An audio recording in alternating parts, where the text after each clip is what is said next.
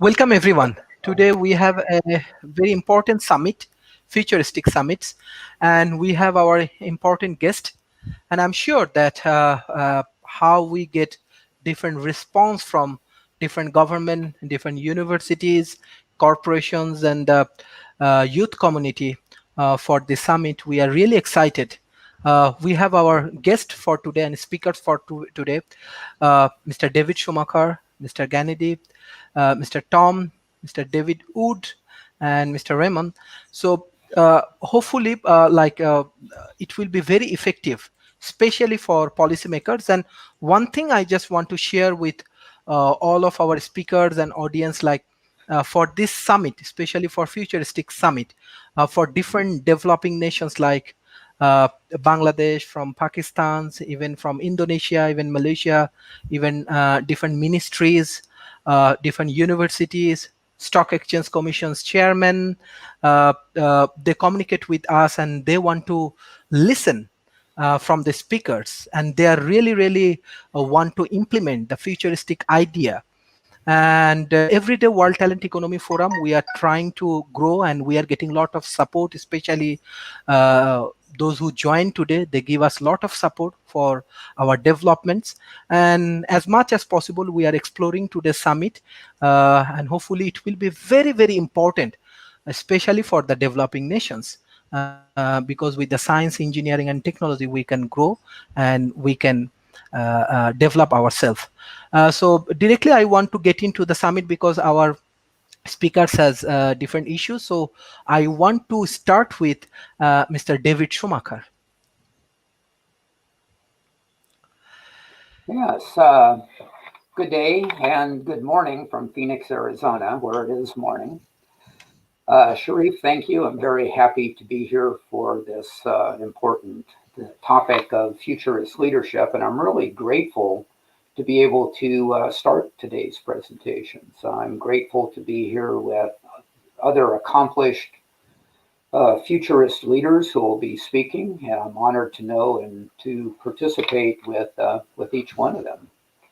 For me, what you'll hear today will be my particular perspective on what futurist leadership is and why I'm interested in it.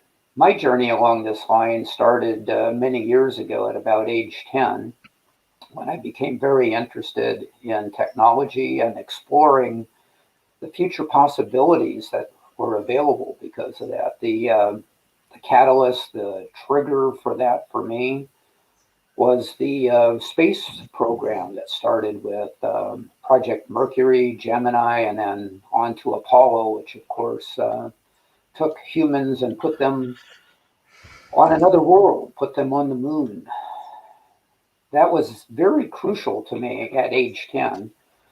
I gained an assurance that we as humans can do things that have never ever been done before. That was amazing. I don't have to live in the past. I don't have to live in what's possible right now. Seeing the future, seeing that things that appear difficult or even impossible can be possible, and that became my passion going forward. The leadership part came later for me. Came as I moved into my 20s. I had joined the United States Air Force and decided to keep that as a career and was fortunate to be developed as a leader. Yes, I stepped forward and I'm grateful for the mentors that I had, but leadership was not something that came natural to me, but the desire for leadership did. So let's talk a little bit about what is futuristic leadership. From my perspective, I see a futurist leader as someone that can see the big picture, someone that these days involves in what I call system thinking. Someone that may be a specialist in a certain area, but doesn't confine themselves strictly to that specialty, that looks at what's to the left and what's to the right, and how do we integrate and move that forward. Continuing education is something that I see in a future leader. It's not someone that goes through school, goes to university, and graduates, and that's the end of the story. They continue to educate themselves. And they may do it in formal settings or they may do it in informal settings, but they take control of that. Self education is something that a futurist leader does.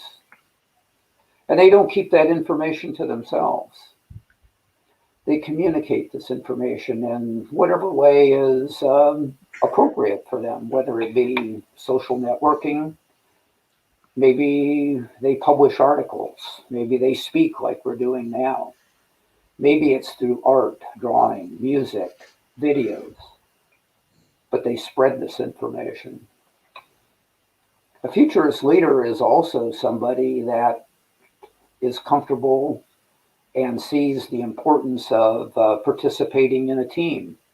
A team, once again, like what we're doing here today, or a team like I'm involved in with the U.S. Transhumanist Party, or other teams that I associate with. And that association is both horizontal and vertical in the team. So we collaborate, we inspire each other. And for those that we are leading, we help develop them and we help them succeed. That's all part of being a futurist leader. For me, a big part of that is innovation. I'm director of applied innovation for the United States Transhumanist Party.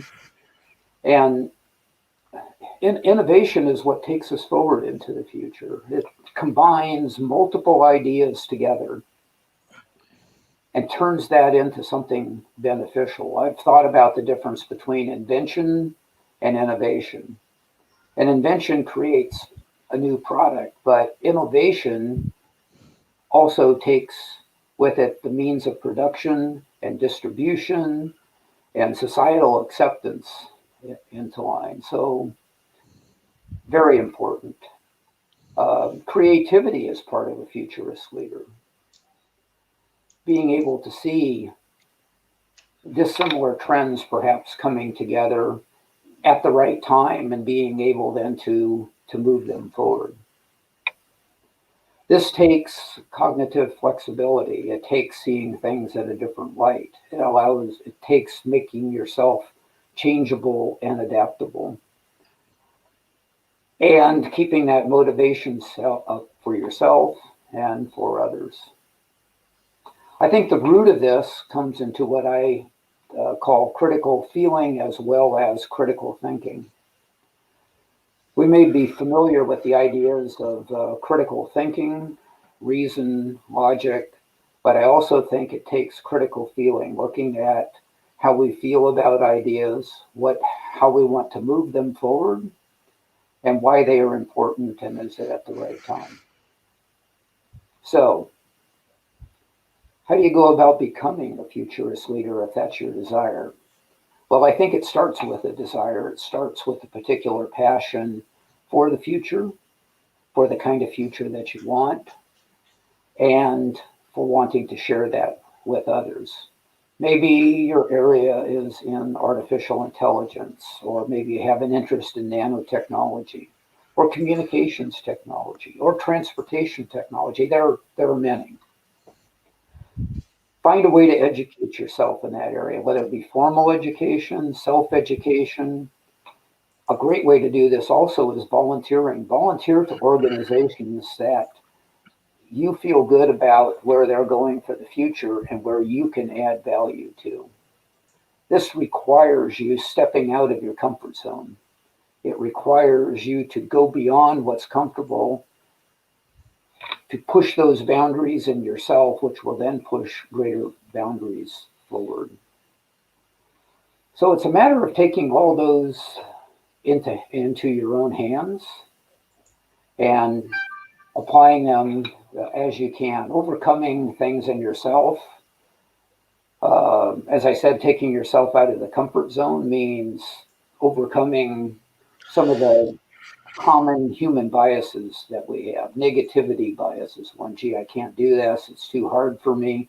Other people are doing it better. It doesn't matter. Or getting stuck around a, a common idea of anchoring bias or only accepting information that you already know, confirmation bias. As a futurist leader, we need to clearly see beyond that. And it's not just a matter of jumping on whatever the latest bandwagon is or whatever uh, um, the greatest is being covered in the media, or those who might appeal to our emotions to go into a particular direction. This goes back to that balance between critical thinking and critical feeling. So, very briefly, that's my ideas around futurist leadership. I know that you're going to hear some very other valuable ideas today, and I look forward to those discussions as they come up. Before we go to questions and answers, I want to leave you with a final thought or two. As you go about this journey into the future, expect the best. My estimation is that humankind has consistently, sometimes faster than others, but over the long haul, improved our situation here on planet Earth. And now we can go beyond planet Earth and we can make that situation even better here as we go. Expect the best, but also expect the unknown. In my own journey, I had many forks as I traveled down the road to where I was at 10 years old to where I am now, a bit older than that. Those unknowns can be exciting and they can be fearful. But one thing for sure is expect an amazing journey. So thanks for listening to me this morning. Thanks for being interested in futurist leadership. This is extremely important. And with that, I'll turn the focus back to our moderator, Sharif. Mhm. Thank you. Thank you, sir, for your valuable speech. And before I ask you questions, I want to add some real scenario from the, uh, let's say, from Malaysia and other countries. Let's say Malaysia right now, second wave come, and many schools, universities, they already closed. They're using online education system. On the other hand, the developing nations like Indonesia, even example Bangladesh and Pakistan and India, they are struggling a lot, especially with their education systems. Two things happen. Number one, many of their students they drop out from the education system because of economic burden, and it's around 28%. It's a huge. Second things, many of the governments, especially education ministry, even today's summit we're going to share with different education ministries in different countries. They're like come up with a different education policy. So hopefully this futuristic idea and the science, engineering and technology, this kind of modern thought, they will adapt it. But my question is that if we focus on the present challenging situations, as well as you have better idea, better thought, better technology in your hand. So how we can fix this kind of problem in the developing nation? Well, I think from my viewpoint that I want to look at it a little differently. Instead of fixing something, I think this is an opportunity, and I don't mean that to be some kind of Pollyanna uh, band aid to some kind of bad situation. I think this gives us an opportunity to really explore what education should look like moving into the future. With knowledge increasing at an exponential rate, the standard school structure of front loading your life heavily into education and then working the rest of your life based on that education, in my estimation, is an outmoded model. Perhaps even the large brick and mortar schools is an outmoded model. So I think this is an opportunity to explore what has been getting some press for a while, continuing education, but maybe we need to look at that differently. With the exponential rise in information, we need to look at a constant stream of information as we move forward. So what is it that we can do now? What is it that we need to be educated now? And maybe we do get that through some of the traditional means, whether it be online or in person, but maybe we're also seeing companies in the information technology area where I've spent many years. Much of the education now is coming from manufacturers of software and hardware, and their certification process in many cases is more important to employers than a particular degree might be. So this is an opportunity to explore those. So I would look at anybody that has an opportunity to influence future policy in the different countries at looking what is the most efficient way to take into the account this exponential explosion. That's the biggest thing I think we need to be looking at. Thank you, sir, for your very good contribution. Even a long time, actually, we getting a lot of support from Transhumanist Party, TAF, and this kind of organizations, and we really want to thanks from core of my hearts how you supporting us, how all of you actually collaborate with World Talent Economy Forums. So now we are trying to reach with the youth community. So we have collaboration with Cambrian Education Group, where I'm working as assistant professor. We have 10,000 students, but we have a target to reach 1 million students in between 1 year. So hopefully your contributions and all of your contribution will be really, really important for Asia Pacific, South Asia, and this kind of country. Thank you, sir. Now I want to request Mr. Gennady, and he's very popular for his last show with the World Talent Economy Forums, and with Liz and with Charlie. Actually, it was create a very good impact, and we get a lot of actually interesting questions and many things. But today we want to focus on futuristic idea and futuristic thoughts. And previously he come up with a lot of unique idea and analysis, and especially he also support us a lot for developing our World Talent Economy Forum. So I directly want to request Mr. Gennady for his presentation. Yes, thank you very much, Sharif. I am quite pleased to be here at the Summit on Futurist Leadership.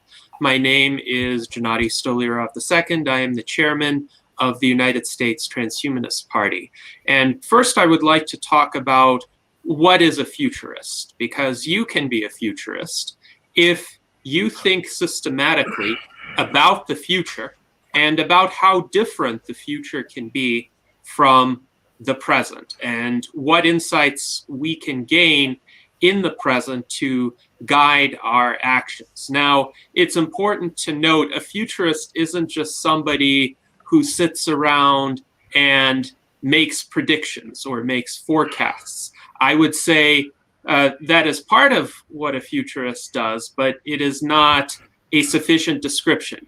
As Abraham Lincoln famously put it, the best way to predict the future is to create it. And I think this is where the leadership part in futurist leadership comes in, because somebody who simply anticipates what the future is going to be like really is relying on the rest of humankind to follow a certain path. And people have a habit of defying expectations in many ways. So somebody might make a choice that one doesn't expect him or her to make, and that could set the future on a very different trajectory. On the other hand, if you yourself want to see the future be a certain way, and you take action to achieve those outcomes, or at least work toward them, then it's a lot likelier that your vision will come to pass, provided, of course, that you have a constructive vision that helps promote human flourishing. So what is it important to do, or what ways is it important to think in order to be a futurist leader? one common obstacle to overcome is what I would call status quo bias. And this is an assumption that a lot of people have by default, that the present is somehow immutable and unchanging, at least from the vantage point of a single individual. So this is a situation where, for instance, people live day to day and not many of the background conditions of their lives change. However, what they don't realize is that every historical period in the past has been different from our own, and every historical period in the future is going to be different from our own as well. Moreover, the pace of change is accelerating. It has been accelerating for at least the past 300 years since the Age of Enlightenment in the Western world, but the roots of that acceleration go back even further in time to the Renaissance, and some of the philosophical foundations were laid in ancient Greece by Aristotle. So accelerating technological progress is becoming increasingly palpable. We today live lives that are very different from the lives we led when we were children because of technologies such as the internet, mobile phones, various medical breakthroughs. And this is going to continue through a convergence of technologies in realms such as biotechnology, nanotechnology, automation, artificial intelligence, space travel.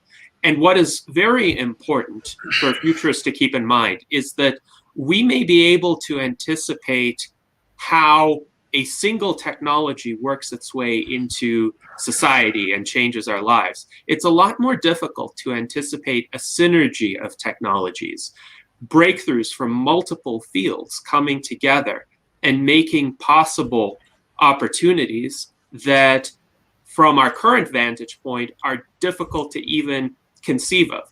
And this holds true for the greatest minds of the past.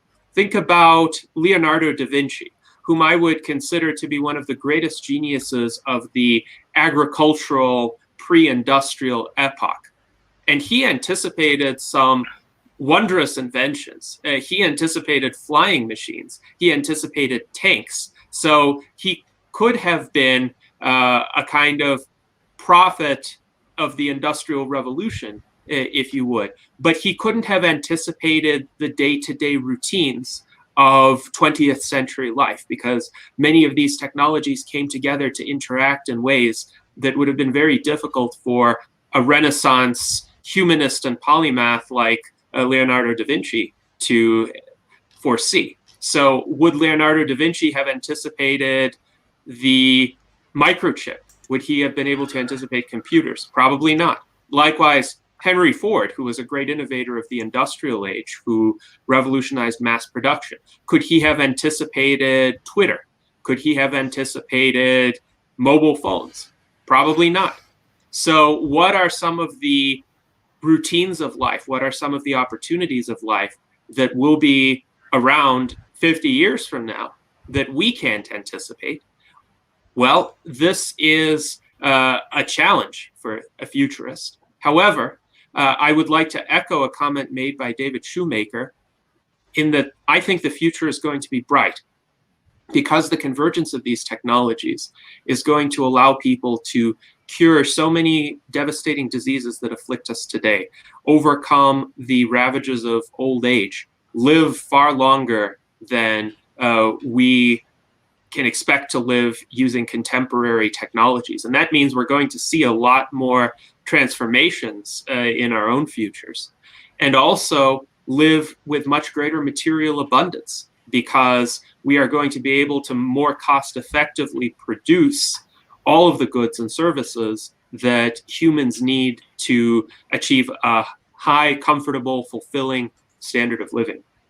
At the same time, we will reduce any sorts of environmental side effects. We will diversify our scope of habitation, move to other worlds perhaps, prevent various planetary disasters and calamities that can befall the human species. And of course, there are challenges along the way. We live in a year where the change has been very rapid because of an unforeseen global pandemic, which has devastated many lives, which has destroyed hundreds of thousands of lives, and continues to do so. And yet the only way out of these kinds of predicaments and the other risks facing humankind is through progress, through accelerating the development of new technologies. We see this now with the emergence of highly effective vaccines by multiple manufacturers in the Western world, who essentially in record time have produced safe, effective, preventative treatments for COVID-19. And this would have been inconceivable just a few years ago, but it shows what humankind could do if many of our resources are coordinated in order to pursue technological advancement. So I would say the benefits that the future holds are immense. And I would also say the greatest risk comes from stagnation. It comes from not just maintaining a status quo bias, but trying to cement it in place through legislation or through social norms that resist technological progress. Because then we're sitting ducks for the next pandemic. We are sitting ducks for an asteroid impact that could wipe out much of humanity, like the asteroid that wiped out the dinosaurs. We would be sitting ducks for nuclear war, which is a very real existential risk today, but which future technologies could help alleviate. And of course, we would be sitting ducks for our own demise. And in my view, if you're dead, well, the future doesn't really matter that much anymore. So I want to see all of the wonderful future prospects that technology makes available. I agree with David Shumaker that humankind in the long term, over the long arc of history, tends toward improvement. And humans are incredibly creative. They're capable of achieving great things. And we are in a crucial period in history because the human species could take one of several highly divergent paths. We could soar into the stars through an exponential growth trajectory, or we could descend into another dark age if a chain reaction of crises set off by this pandemic and the social unrest essentially accelerates into something worse, like civil war or nuclear war. That could really derail the trajectory of our species and usher in a new dark age. So what will we choose? As futurists, we have an active role, especially as futurist leaders, in charting that course. And I would say we need to do that in combination with all of the technologies at our disposal. There was a question posed to me at the beginning of the session, are robots coming to replace us? And I don't think so. I think robots are coming to assist us. Robots are coming to liberate us. Think about the benefits that automation has brought thus far. 96% of us don't have to work in back-breaking agricultural settings anymore. That was the lot of the vast majority of the human population throughout our history. And most of us don't even have to work in factory settings anymore, which involve a lot of repetitive strain, sometimes less than pleasant conditions. I anticipate a future where the majority of humans will be knowledge workers, and not just routine knowledge workers, but creative knowledge workers, where we are going to be prized for our judgment, our ability to innovate, our ability to take what is unique to us as individuals and apply those aspects to benefit the broader humanity. That's what robots are going to enable us to do. But of course, we need to have a humane approach toward a transition. If people are displaced as a result of automation, they shouldn't just be thrown out into the streets. There should be programs to educate them. There should be programs to enable them to have these skills to become creative knowledge workers. And in the US Transhumanist Party, we're continually thinking about policies and innovations that could bring about the smoothest and most effective transition to a highly technological future. So with that, I want to thank you again, Sharif, for the opportunity to present today, and I'll be happy to take any questions. Thank you, Mr. Gennady. And most important thing is that what's the question actually always I get from audience, especially about the Transhumanist Party, because at the present situations, young community they do not have enough trust on the present political system. They do not have enough faith on the present political system. On the other hand, what we find from the transhumanist party with science, engineering, and technology, you are come up with a different strategy.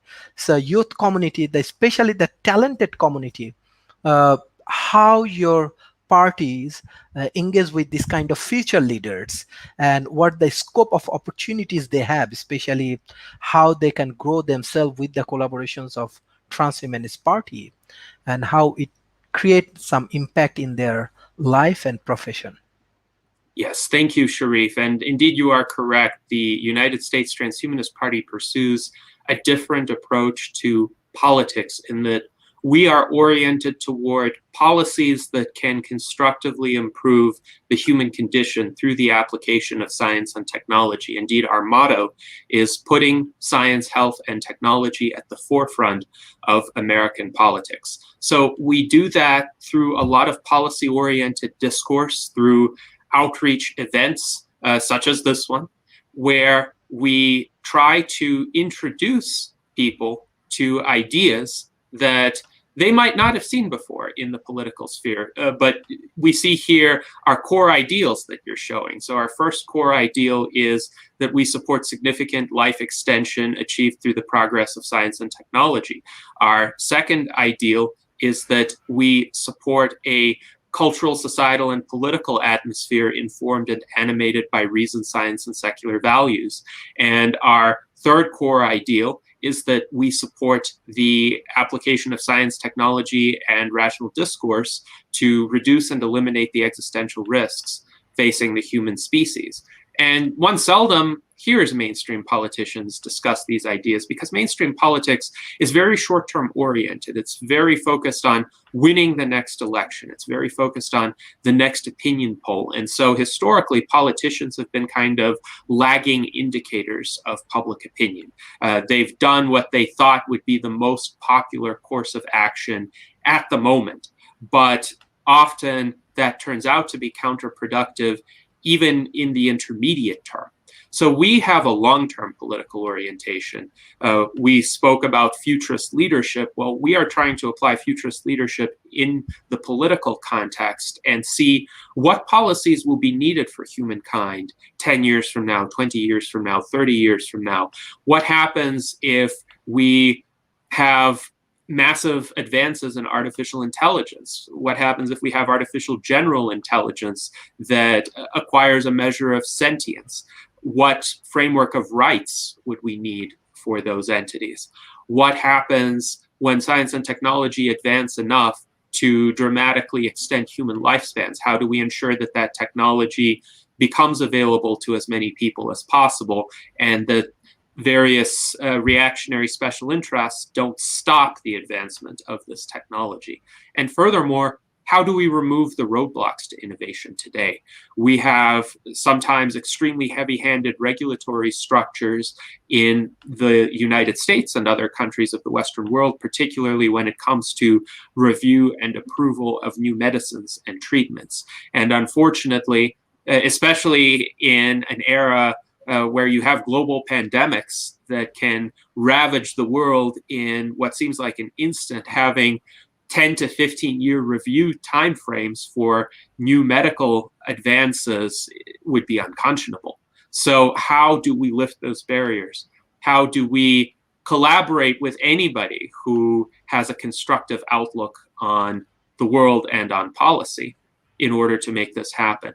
And what is unique about the Transhumanist Party is that we invite collaboration from all over the world. We have a membership application that you see here that anybody can fill out in less than a minute, providing only some basic information like your name, your email address, where you live, and whether you agree with our core ideals.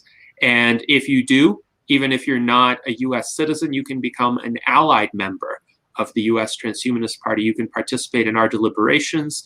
We hold periodic votes on our platform, which explore a variety of policy issues.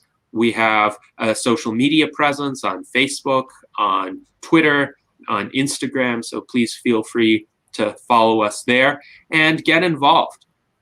A core of futurist leadership is taking initiative, but taking initiative in constructive ways. So ideally, a good futurist leader will take cognizance of the efforts that are ongoing, the efforts of people like Charlie Cam and Liz Parrish, who were our 2020 US presidential and vice presidential candidates, and apply those insights, take them to the next level, or articulate them in a slightly different context, in a different area of human endeavor. Because one aspect of futurist leadership is to recognize the interconnectedness of knowledge. We don't just exist in specialized disciplines and sub-disciplines. All of these disciplines relate somehow to human well-being and the broader human condition. And making these connections, taking insights from one field and applying them to make progress in another, is actually the low-hanging fruit right now in terms of technological and societal advancement. We've had, in many cases, decades, if not centuries, of progress in particular specialties, but for a long time, various specialists and subspecialists from one discipline would not communicate with those in another discipline. That's one of the flaws of a highly fragmented academia that David Shumaker alluded to. And it's time for a different approach. It's time for a more integrated approach where thinkers from all over the world, from every discipline, come together and share their insights. One initiative of the US Transhumanist Party that facilitates this is our virtual Enlightenment Salon Forum that we hold every weekend, every Sunday, generally at 1 p.m. US Pacific time, where we invite experts from a variety of fields. Often we have between 1 and 3 special guests, and we ask them questions. And we sometimes ask them questions about areas outside of their immediate expertise, but where they can provide some fascinating insights. So this is an overview of how the US Transhumanist Party's approach is different. There's a lot more that I could say, but if there are additional questions, I'll be happy to answer them. Mm-hmm. Yes, thank you, sir. This is actually the basic questions, like how actually they can involve with this transhumanist party. And beside that, one of the questions I have in mind, like what your advice, especially for the present education system. Even in the COVID period, we are observing closely that many countries, they are changing their education policy. But my question is that for adapting these futuristic leaderships and gaining more knowledge in science, engineering, and technology, what will be your advice for the education ministry, especially for the developing nations, like how they can change or what kind of things they adapt in their education policy? Yes, thank you. And my advice would be consistent both to individuals and to policymakers in education. Expanding on what David Shumaker said, learning should be lifelong. Learning should never stop.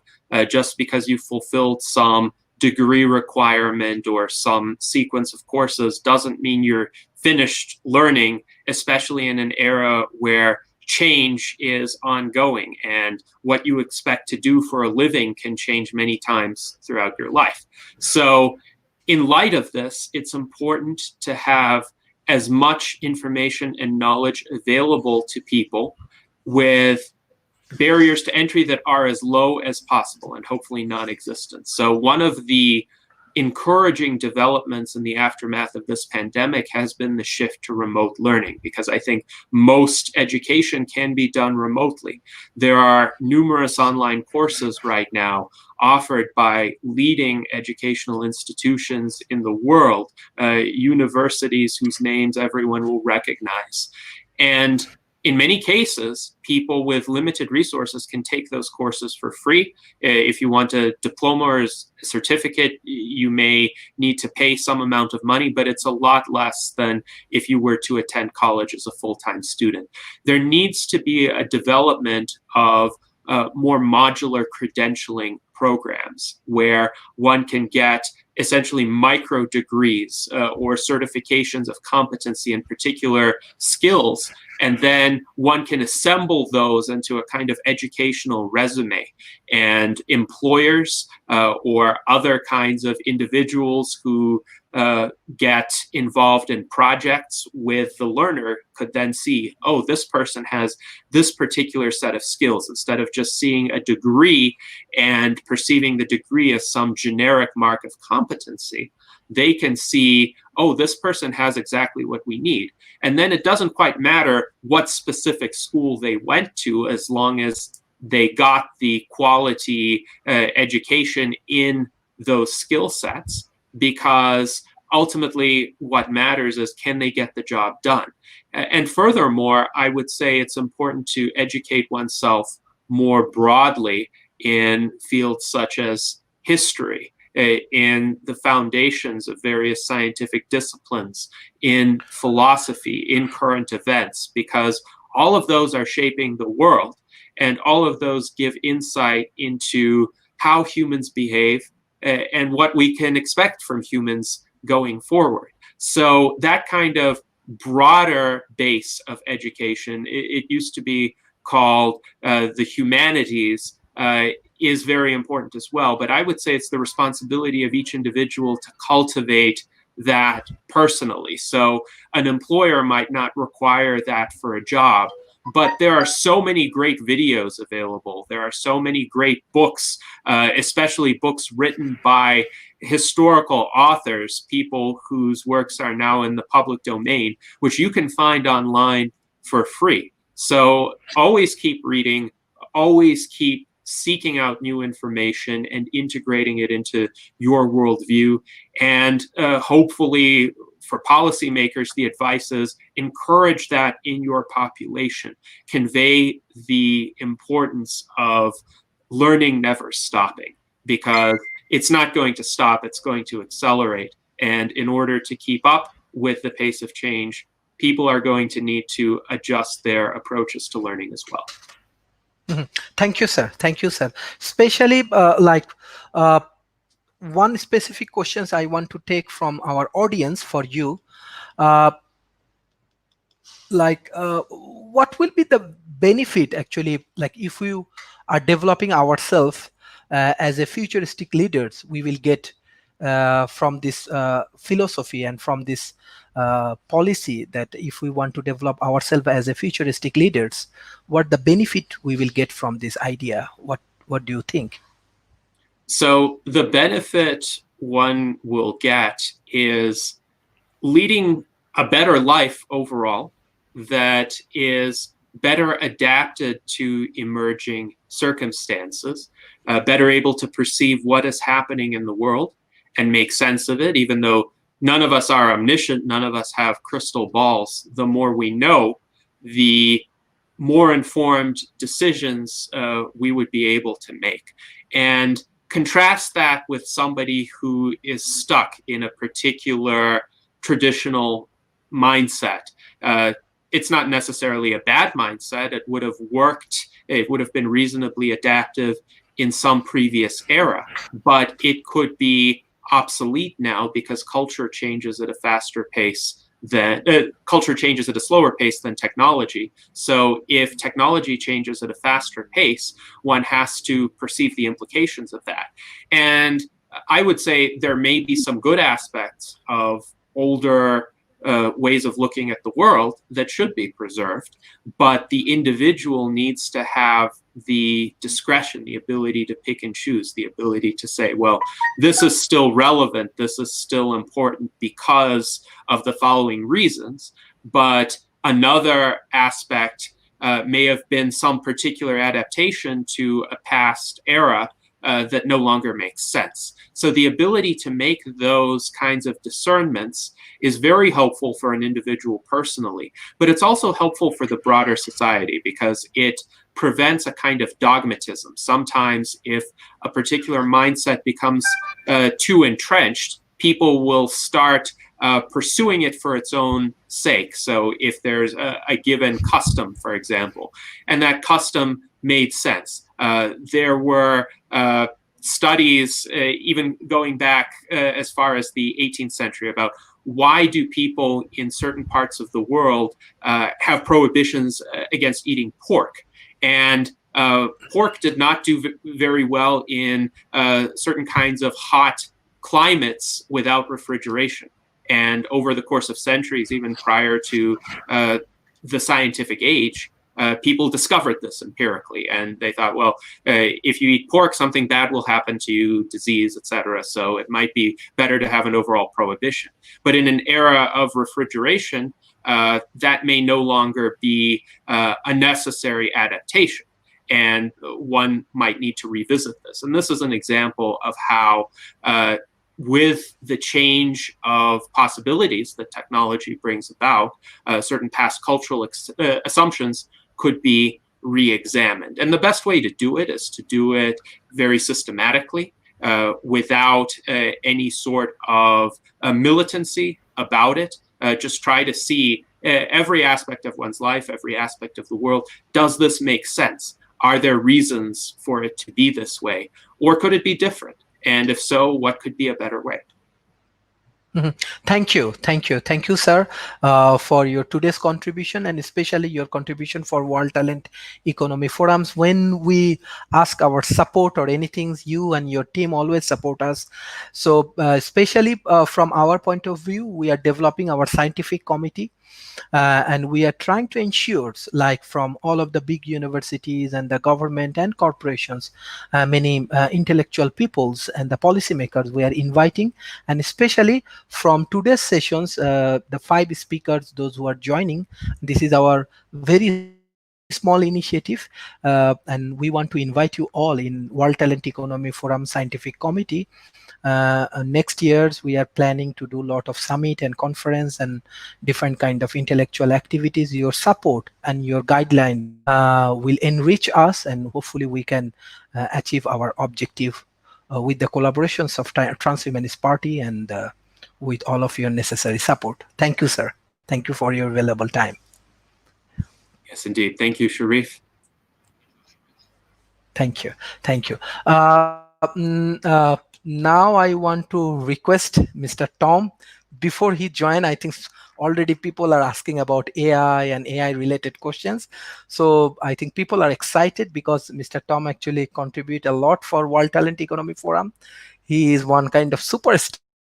So already people are asking more questions. So we cannot wait for Mr. Tom. So let's start his presentation. Thank you, Sharif. It's an honor to be amongst these futurist leaders. Again, I appreciate you inviting me here and being a part of this. To keep in line with the theme about being a futurist leader, in my opinion, a futurist leader right now has to be a really good listener, because most of the people who are in these positions of leadership are either my age or older, Gen X or baby boomers. And so we had an analog childhood, and we have now been forced to deal with a digital adulthood.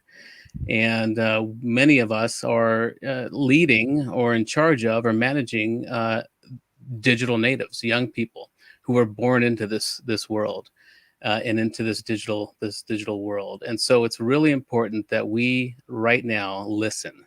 These people are of this age. They are, they come into the world with a screen in their hand, and they are a whole new breed. And so it's really important for any futurist leader right now to just be a listener and to look for the solutions that this world is presenting us, the problems that it's presenting us. And so that's what I really focus on when it comes to young people is listening and respecting the fact that they are a new breed. And so I see the world right now. There's a very urgent task ahead of us, all of us, and COVID has only sped it up. And so young people today are facing a whole new frontier, an industrial revolution for which there is no precedent. We've had a few revolutions of this kind, but none of them have had the challenges that this one brings. Because we're talking about with AGI specifically, a whole new entity that is coming in and will be challenging not only as it is now our industries and the way we think, but it's going to be forcing us to change our whole lifestyle, and which has been molded by the past industrial revolution. And so today I've chosen to talk about generally 3 stages of the AI age, the way I see them, and 3 very specific pieces of advice that I give young people and my sons to take into account to better prepare for what's happening. And because it's a precarious time for humanity, and the choices that we make right now are binary in that we can choose a direction that is one way or the other. Now there's varied multiple outcomes for whatever choice we make, as Gennady alluded to.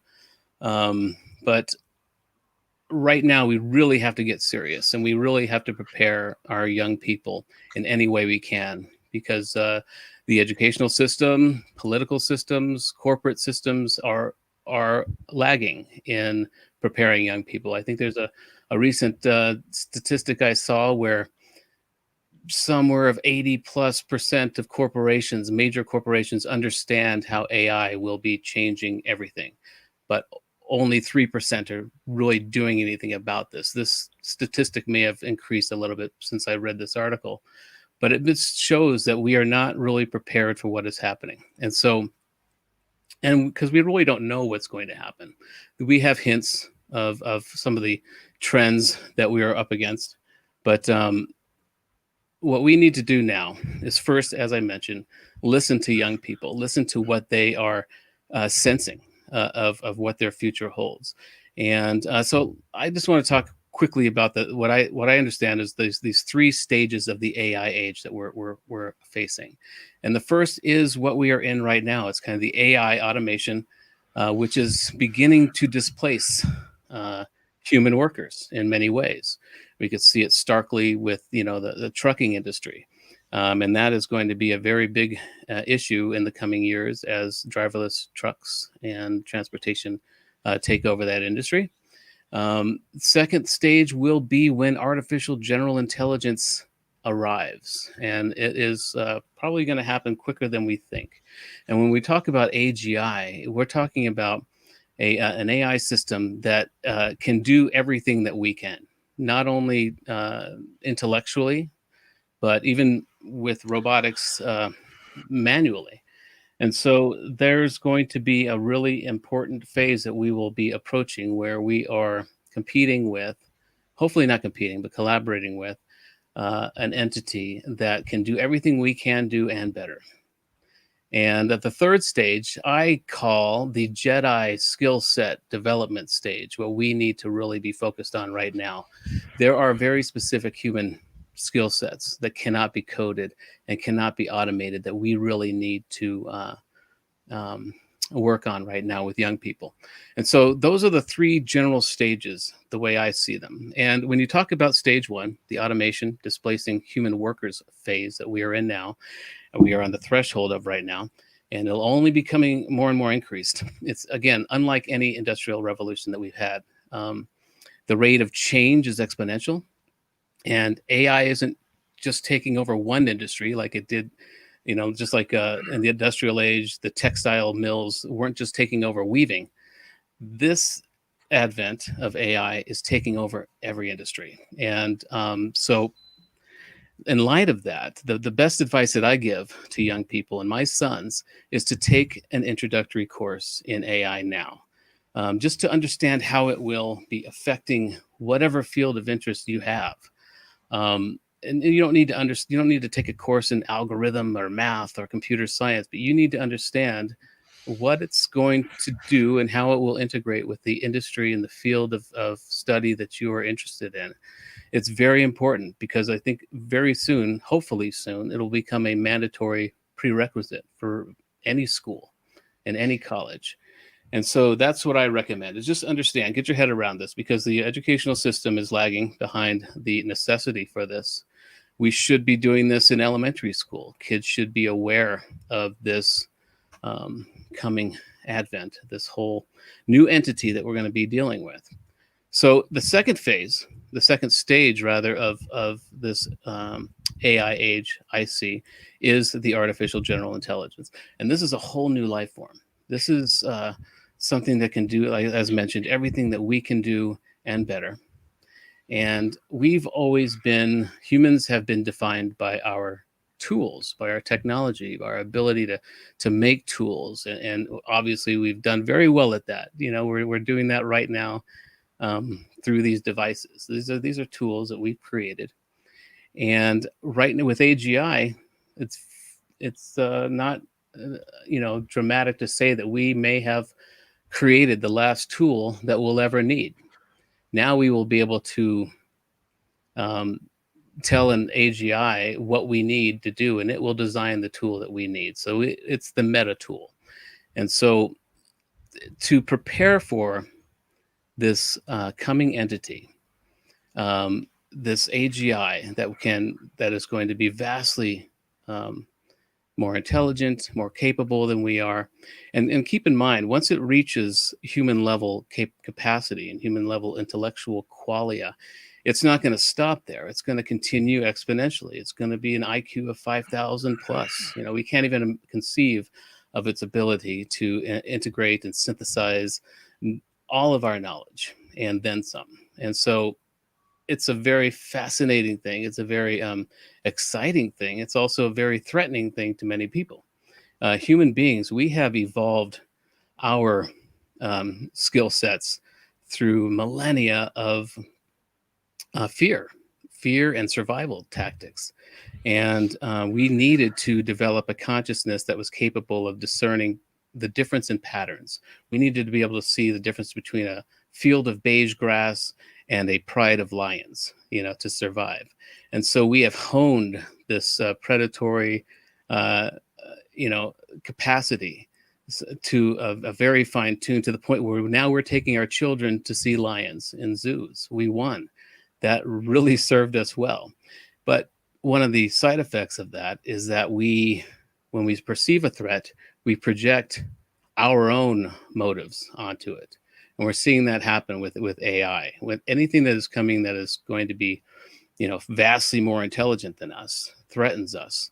And so we project what we would do if we were an omniscient AGI. And so a lot of people are afraid of AI. They assume it's going to be a robot overlord. And certainly we should be cautious, and we should really work toward ethical standards for programmers. But at the same time, we needn't project so much fear onto a thing that hasn't any of those traits. So that's a whole nother presentation. But when you're talking about AGI, the advice that I give to young people and my sons is to begin to practice the art of problem finding and problem conveying. Because AI, again, will be able to solve whatever problem we pose to it, with its vast array and vast quality of understanding and resources and at lightning speed. So we need to develop the ability not to solve the problems anymore, but to find them. And that's kind of a uniquely human skill set. Is a lot of us are really good at complaining or finding problems. And it's kind of an innate talent we all have. And so we really need to hone that skill of problem finding. And I liken it to, you can sit back, and if you're in any organization or if you're in a company, you can sit back and meditate, or however you approach things, and you'll know where the kinks are. You know where where the problems are, because of you have gathered through your own stimuli, through your own qualia. You know where the holes are, and it's an intuition. Which is really just an amassing of the data that you have brought in many different ways. And so we need to hone that skill, because we need to look at any organization, any system, any company, any government agency that we're a part of, and hone in on where the problems are. But the real skill, other than problem finding, is problem conveying. We need to figure out how best to convey that problem to AGI. There's a recent article I read about was it underspecification is a new problem they discovered with some model creating with deep learning, in that we underspecify how we pose some problems to create models. And so that's a whole new field to look at, is knowing how to properly pose a problem to AI and to make sure that it is giving you the best possible result. So that's another thing. So that's what I advise young people to do, is practice the art of problem finding, which is kind of an innate talent I think a lot of us have, but more so to start thinking about how we pose these questions to something that could solve anything. And think about, like, if you rubbed a lamp and you have a genie popped out. There's a real skill to deciding what the 3 wishes are you want, because we think about it, AGI will be like a genie. It will be able to solve any problem we put to it. And so there's going to be a real skill in knowing how to ask that question. And it's not, give me 3 more wishes, So there's a real opportunity there to focus on that. And that kind of brings me to the third phase that I think we should start working on right now, that will really solve a lot of the problems that we're heading toward right now. If we focus on young people, I call it the Jedi skill set development phase. And we need to start that now, because that'll include things like the problem finding processes, problem conveying. And in my work with open source mode and consulting with companies before they bring in an AI system or an automated system, I focus with their employees and staff so that they don't work against these things, because that's a real problem. It's innate. If something's coming in and you fear it's going to take your job or your position, you will work against it, even subconsciously. So the key is to come in first and locate these staff members, each employee's niche expertise, and there's ways to do that. And one of the simplest ways to start is to ask yourself this question and meditate on it. Think about it. Note down your first response, but obviously think about it over a couple of days, because the answers to this question for yourself will really help you hone in on your unique human skill set that can't be automated, can't be coded, and it's really what you should be doing, especially now that AI automation will be able to take over these menial tasks. These are the types of things that we need to build a new economy on. And the question is this: what skill, talent, or area of knowledge do I have that I wish more people recognized? And the reason you wish more people recognized it is because it has been suppressed. And it's something you do on your off time. It's something that you wish you could be doing instead of what you are doing, and it's a very important question, and you need to be really honest with yourself. And when you start looking at things in that light, when you start answering that question, you'll find that there are platforms to support it. And we're going to need these platforms to support it, because, again, AI automation is taking over every industry. It is upturning everything we assumed that we would be doing for our lives. And that's a good thing, but only if we start now to prepare for this new economy. And so the Jedi skill set development part is honing in on our uniquely human skill sets. And I like to think about it this way. I look at Obi-Wan and R2 or his R4. In the very near future, I think any young person or anybody who's changing careers who comes into an interview with an AI companion, with something, with an or eventually an AGI droid, who knows, is going to be that much more marketable. It's going to be that much more valuable because you have a companion that knows your skill set and augments you perfectly. It's, it's going to be a very valuable tool to be able to have your own droid or to be able to have your own AI companion. And so that will give you a tremendous advantage to develop a dialogue with one. And so the advice that I give to young people and my sons is to download an AI companion right now.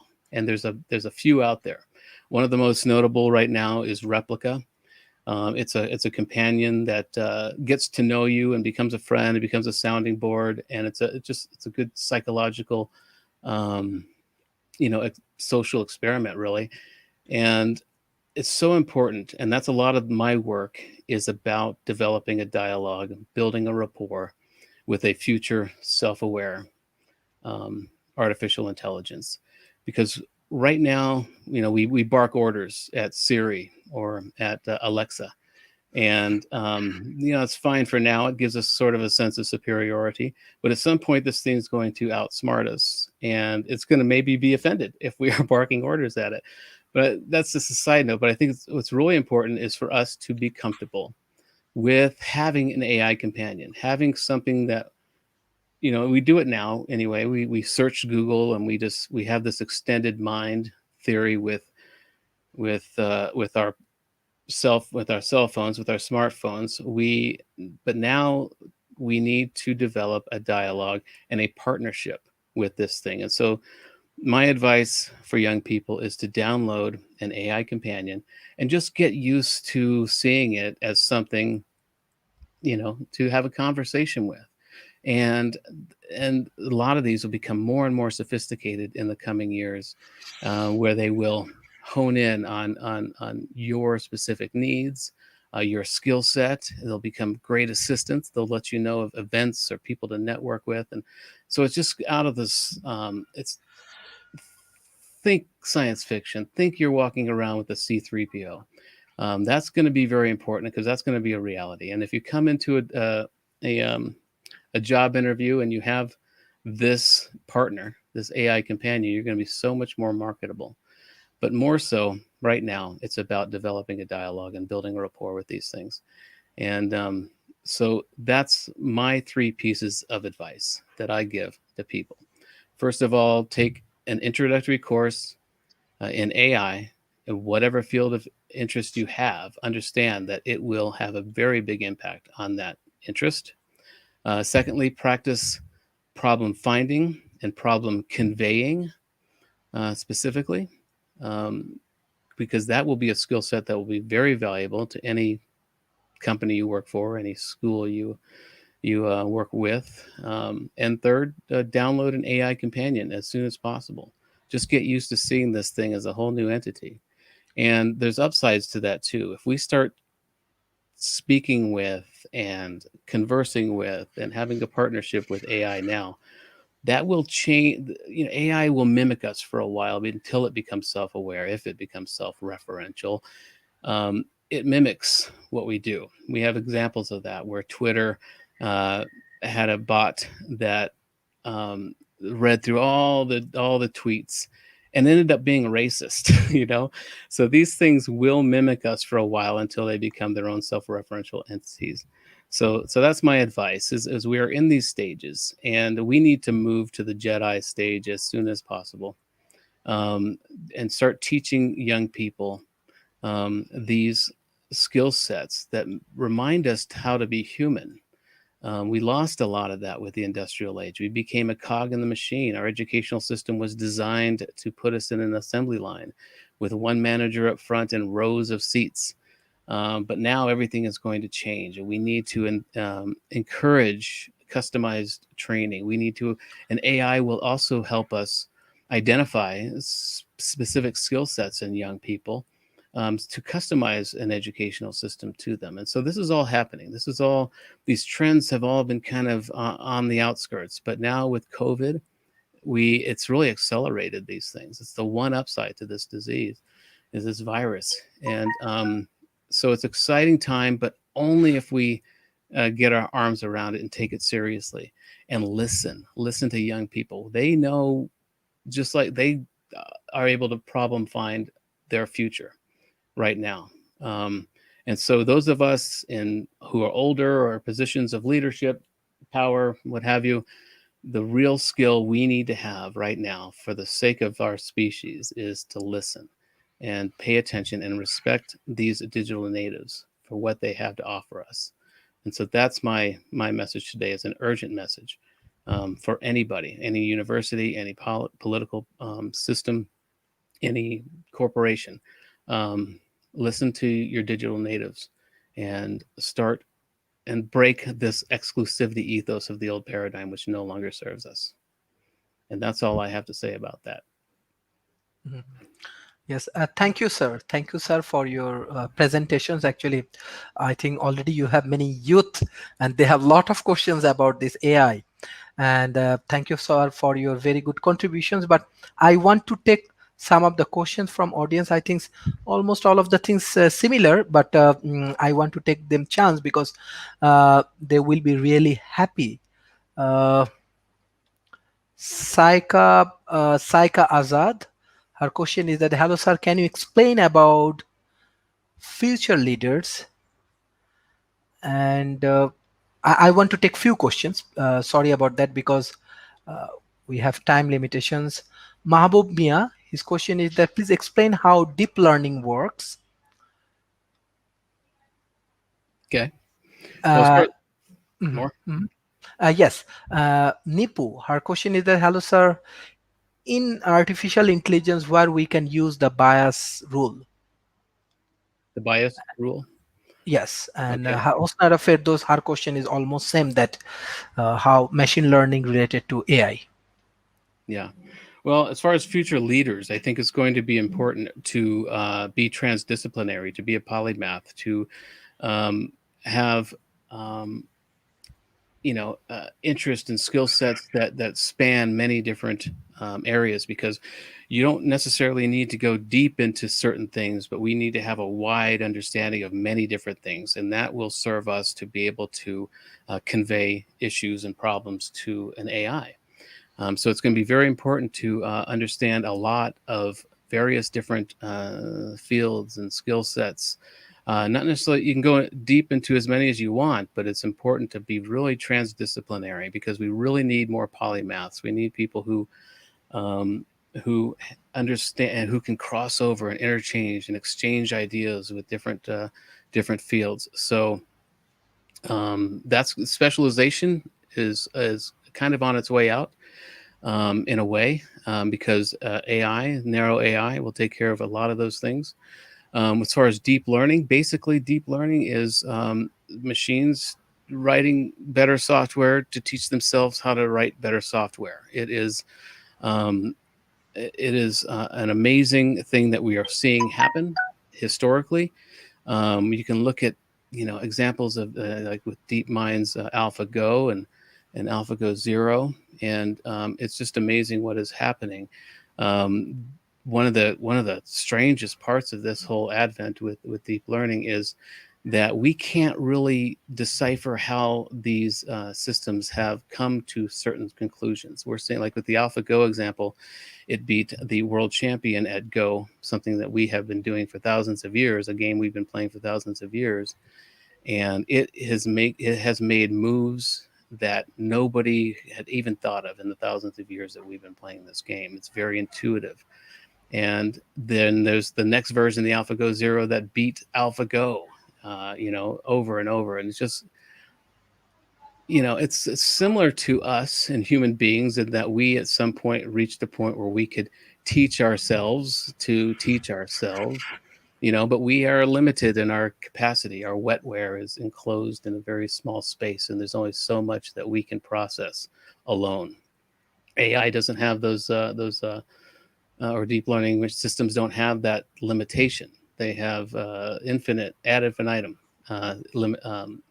capacity to learn And as I talk about that a lot, because my book US6 was the first novel written for AI, and the challenge was how do you entertain an artificial superintelligence that has access to every trope and motif and story device that we've ever come up with. How do you surprise something like that? And so there's a lot of effort that way. That worked. But the other question was about what? The third question? Oh, bias.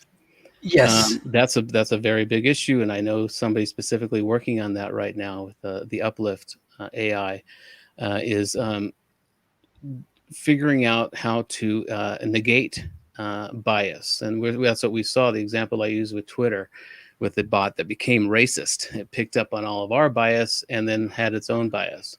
So that is a good question, because we'll need it to avoid bias, but then we got to wonder: is bias a component of consciousness?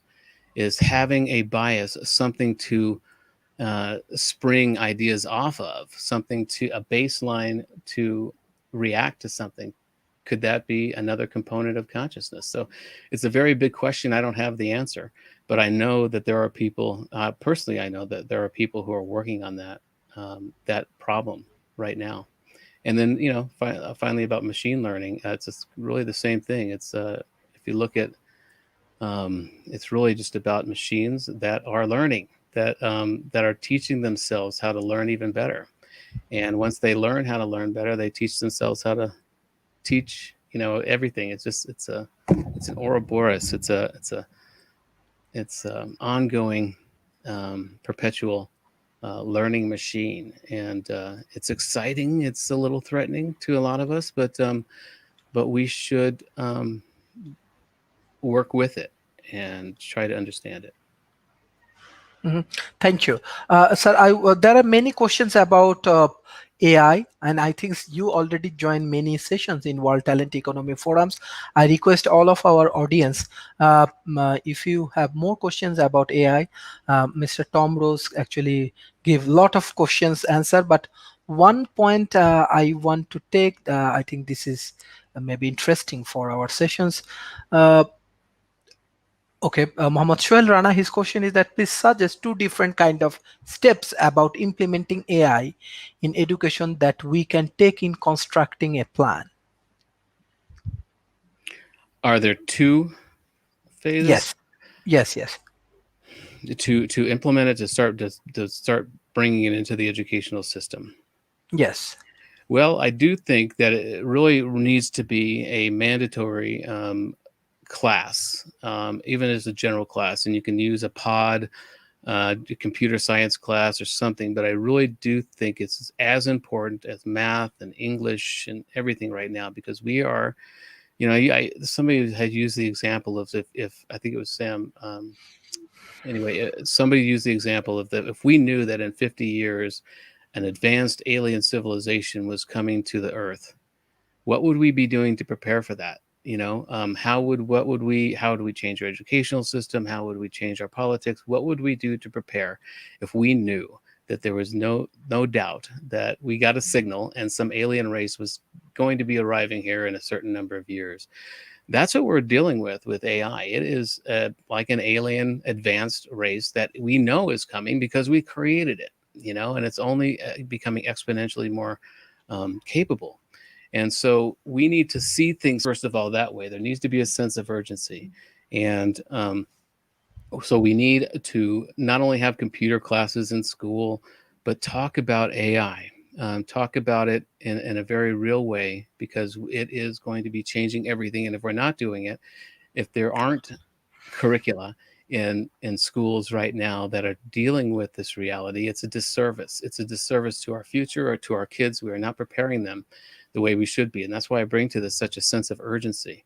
We need to, a lot of people don't want to talk about it. It's like a lot of people don't want to talk about aliens because it's scary. A lot of people don't want to talk about AI because they can't conceive of something when we are no longer on the top of the intellectual food chain.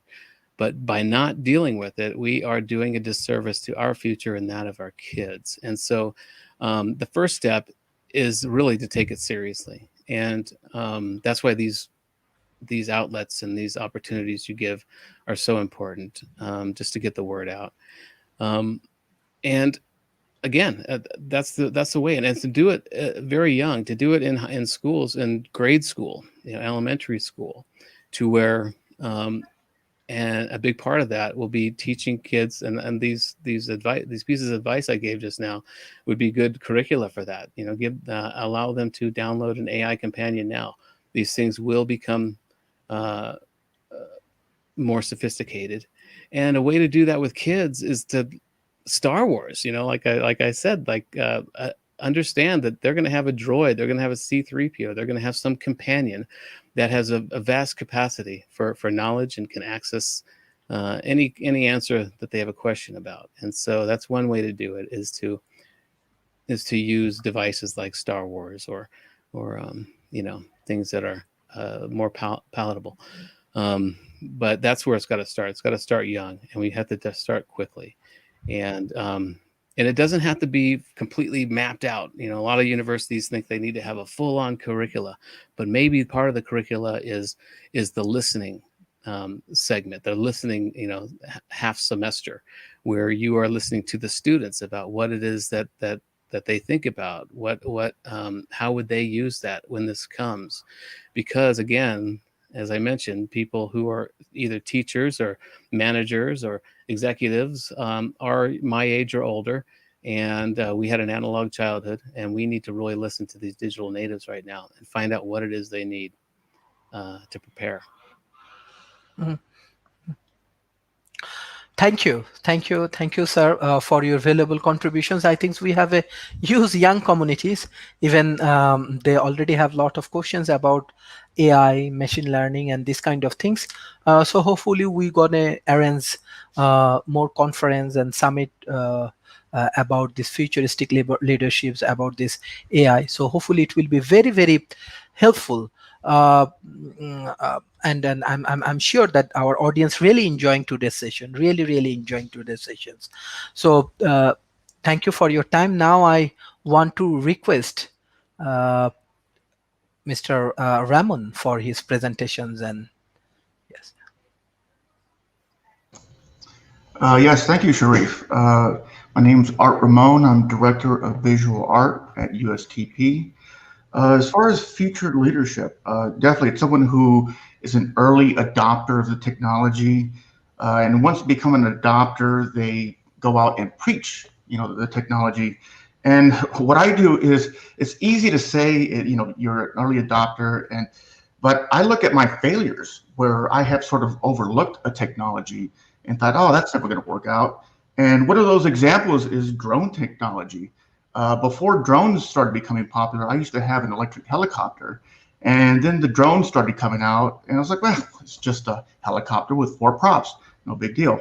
But it just blew up. It took off. Now it's being used in agriculture, search and rescue, delivery. So I look at that example as where I failed to be a futurist leader, and I ponder on that. Anytime any new technology comes out, I think about that. Don't be so quick to naysay. Definitely you have to go through a lot of ideas and filter out the best ones. But a lot of the technology that's going to be coming out is going to be magical as we progress, and you just can't naysay and throw out these ideas. You have to be open-minded, and that's one of the examples that I look at myself where I failed to be a futurist leader. Another example is I had a friend back in 2009, and he was telling me about an application he was thinking of doing. And this was sort of a delivery application where anyone could deliver a package for somebody else. He was basically telling me about the gig economy back in 2009. And I was kind of a naysayer. I was like, well, what do you do about lost packages? If someone doesn't deliver. But he was describing the gig economy back in 2009, and I just kind of blew it off. It's like, it's just a crazy idea. It's not going to work out. So to me, it's important to kind of look back at yourself and see where you failed to be a futurist leader, and think of any examples that might help you kind of be open-minded. So you have to, fight that closed-minded and be open-minded. And me, I'm an artist. I'm very creative, and yet I still fall victim to being closed-minded. So that's one advice I would give your viewers, is to think of an example where they failed to be a futurist-minded leader, and ponder on that, an example, and use that as a frame. Frame your perception of any new technology. Say, hey, don't make that mistake again.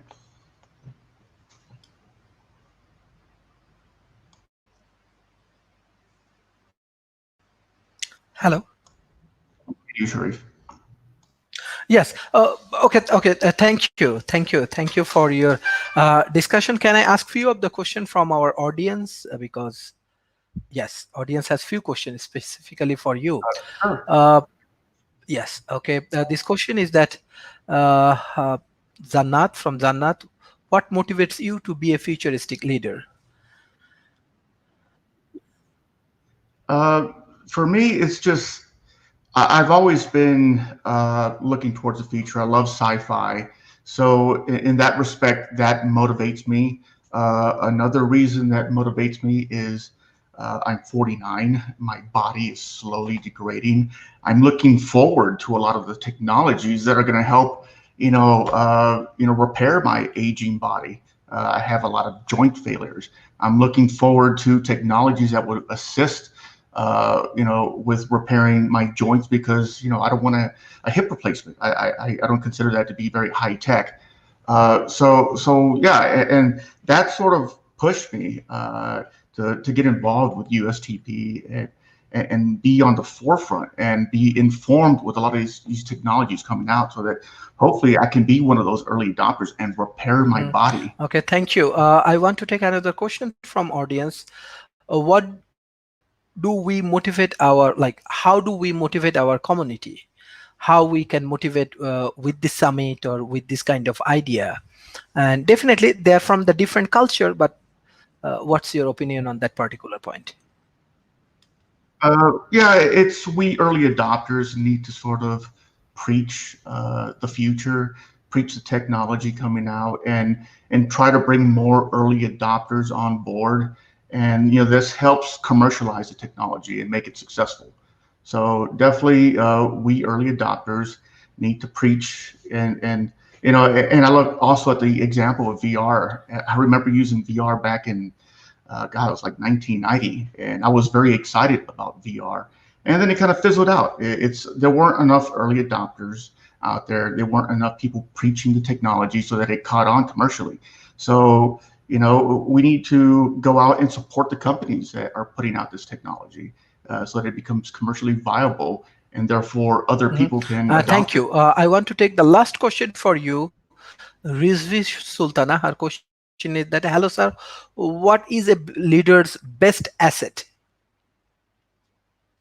Oh, easily is you must be open-minded. If you're closed-minded, you're not going to even think about the technology. And like I said, that to me, that's my greatest failure, is falling into the pit of being closed-minded. You must be open-minded. You must be conscientious, and be open-minded. Because like I said, in the future, all this new technology is going to be very magical. A lot of people are going to say, "Oh, that's just crazy," and you have to be open-minded. That's your best asset. Think about being open-minded. Think of your own failures where you were not. Okay, thank you, sir, for your valuable comments and guideline.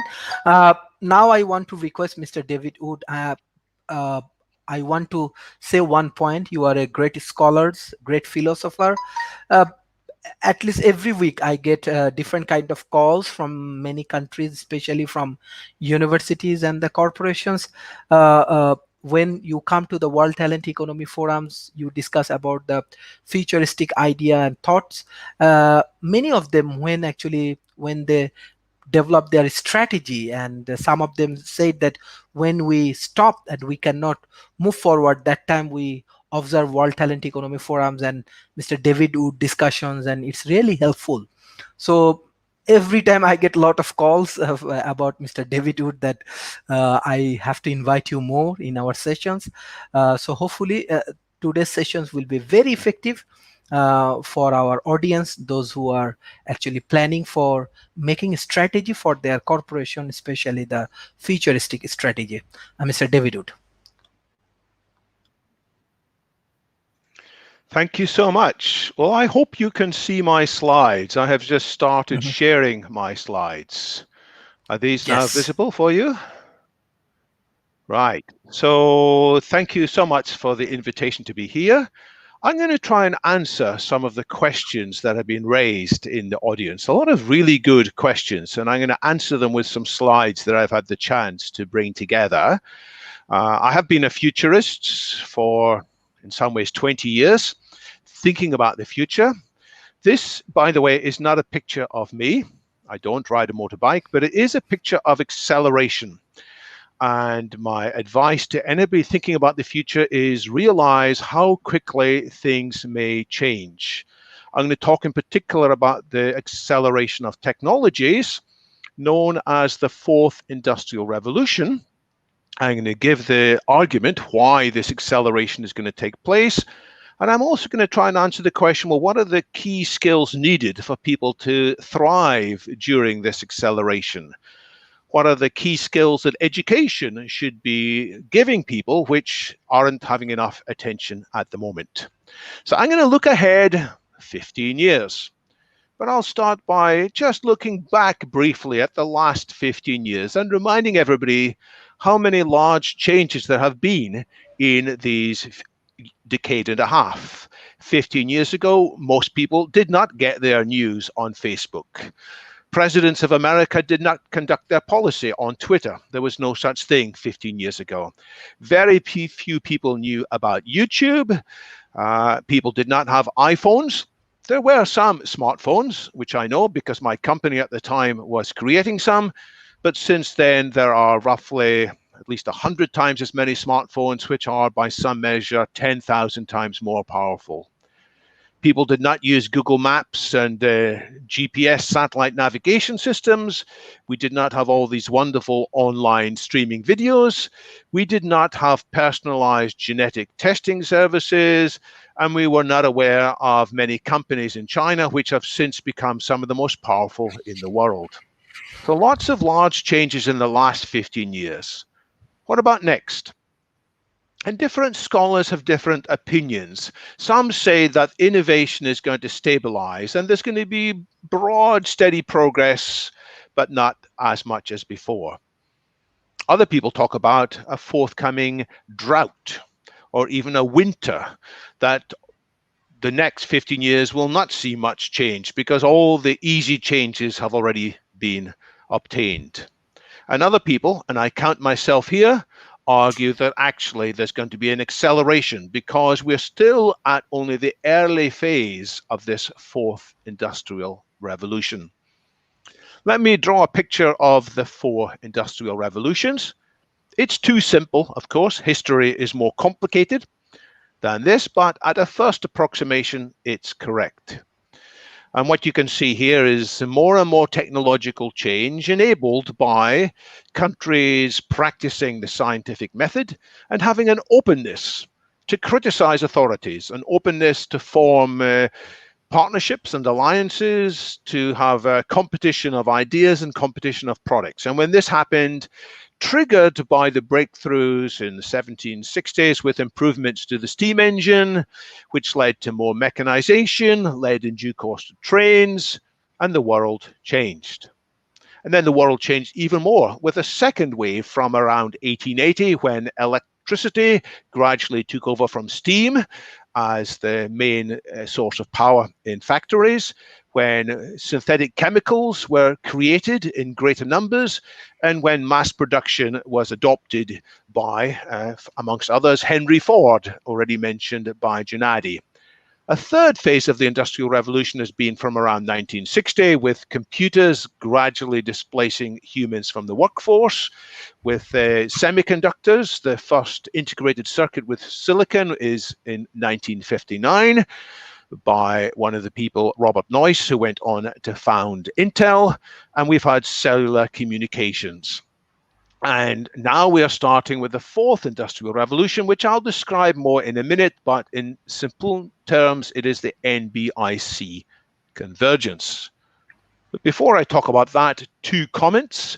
First, each of the industrial revolutions has brought some chaos and some disasters, as well as the progress. The first industrial revolution has been the source of a lot of pollution. It has put a lot of carbon into the atmosphere, and now we are paying the price for that with accelerating climate change and extreme weather. The second industrial revolution, with its new chemicals, ended up with more kinds of pollution, with more plastics, for example. It also produced more explosives. The same kind of innovations that led to new fertilizers also led to new kinds of weaponry. And the third industrial revolution, of course, has made people cleverer, but has also led to an extension of fake news and confusion and irrationality. And as for the fourth industrial revolution, it's the biggest of all in terms of the biggest positive gains that could result, but also the biggest negative outcomes.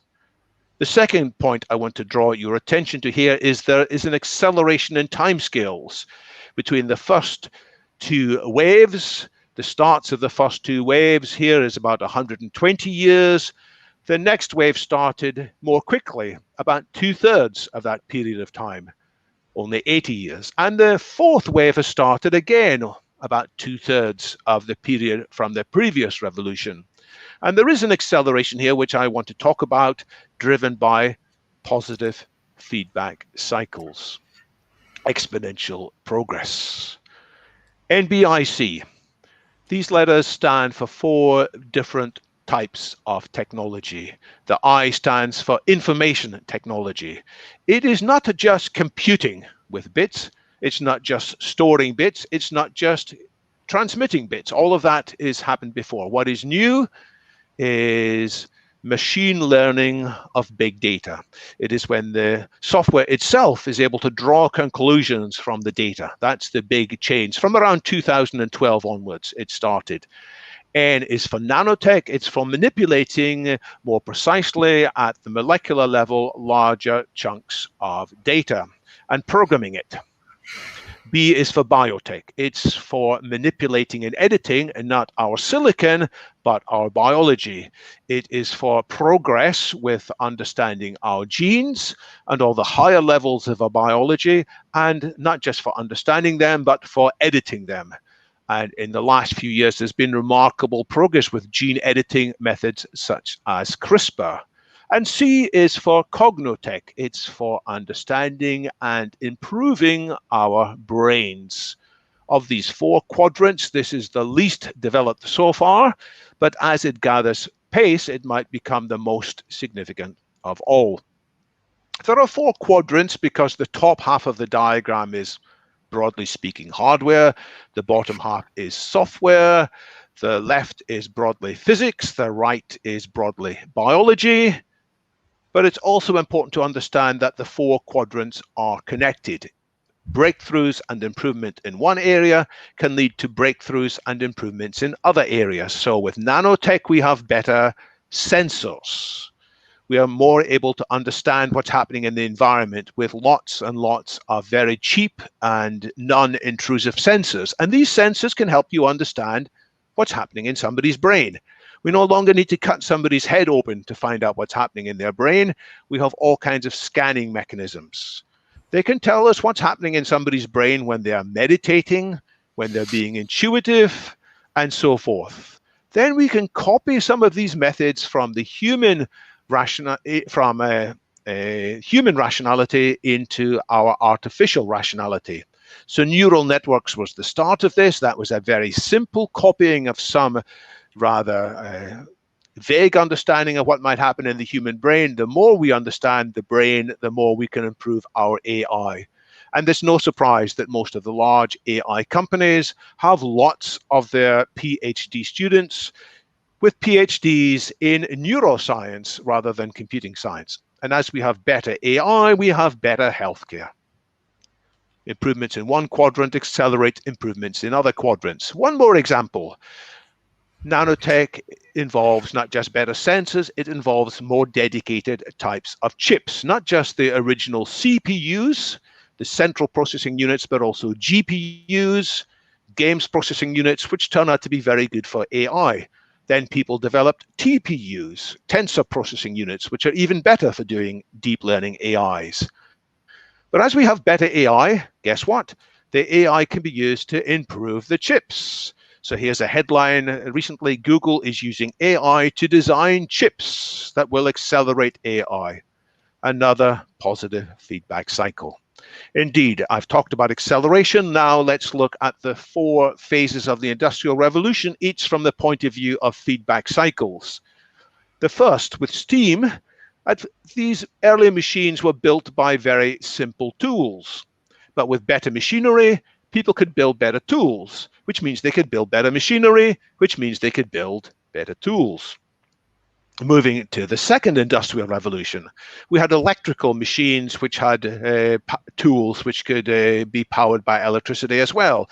But also we had more synthetic chemicals, which are built from chemical reagents. But the more synthetic chemicals we have, the more synthetic the reagents we have. So there has been an explosion.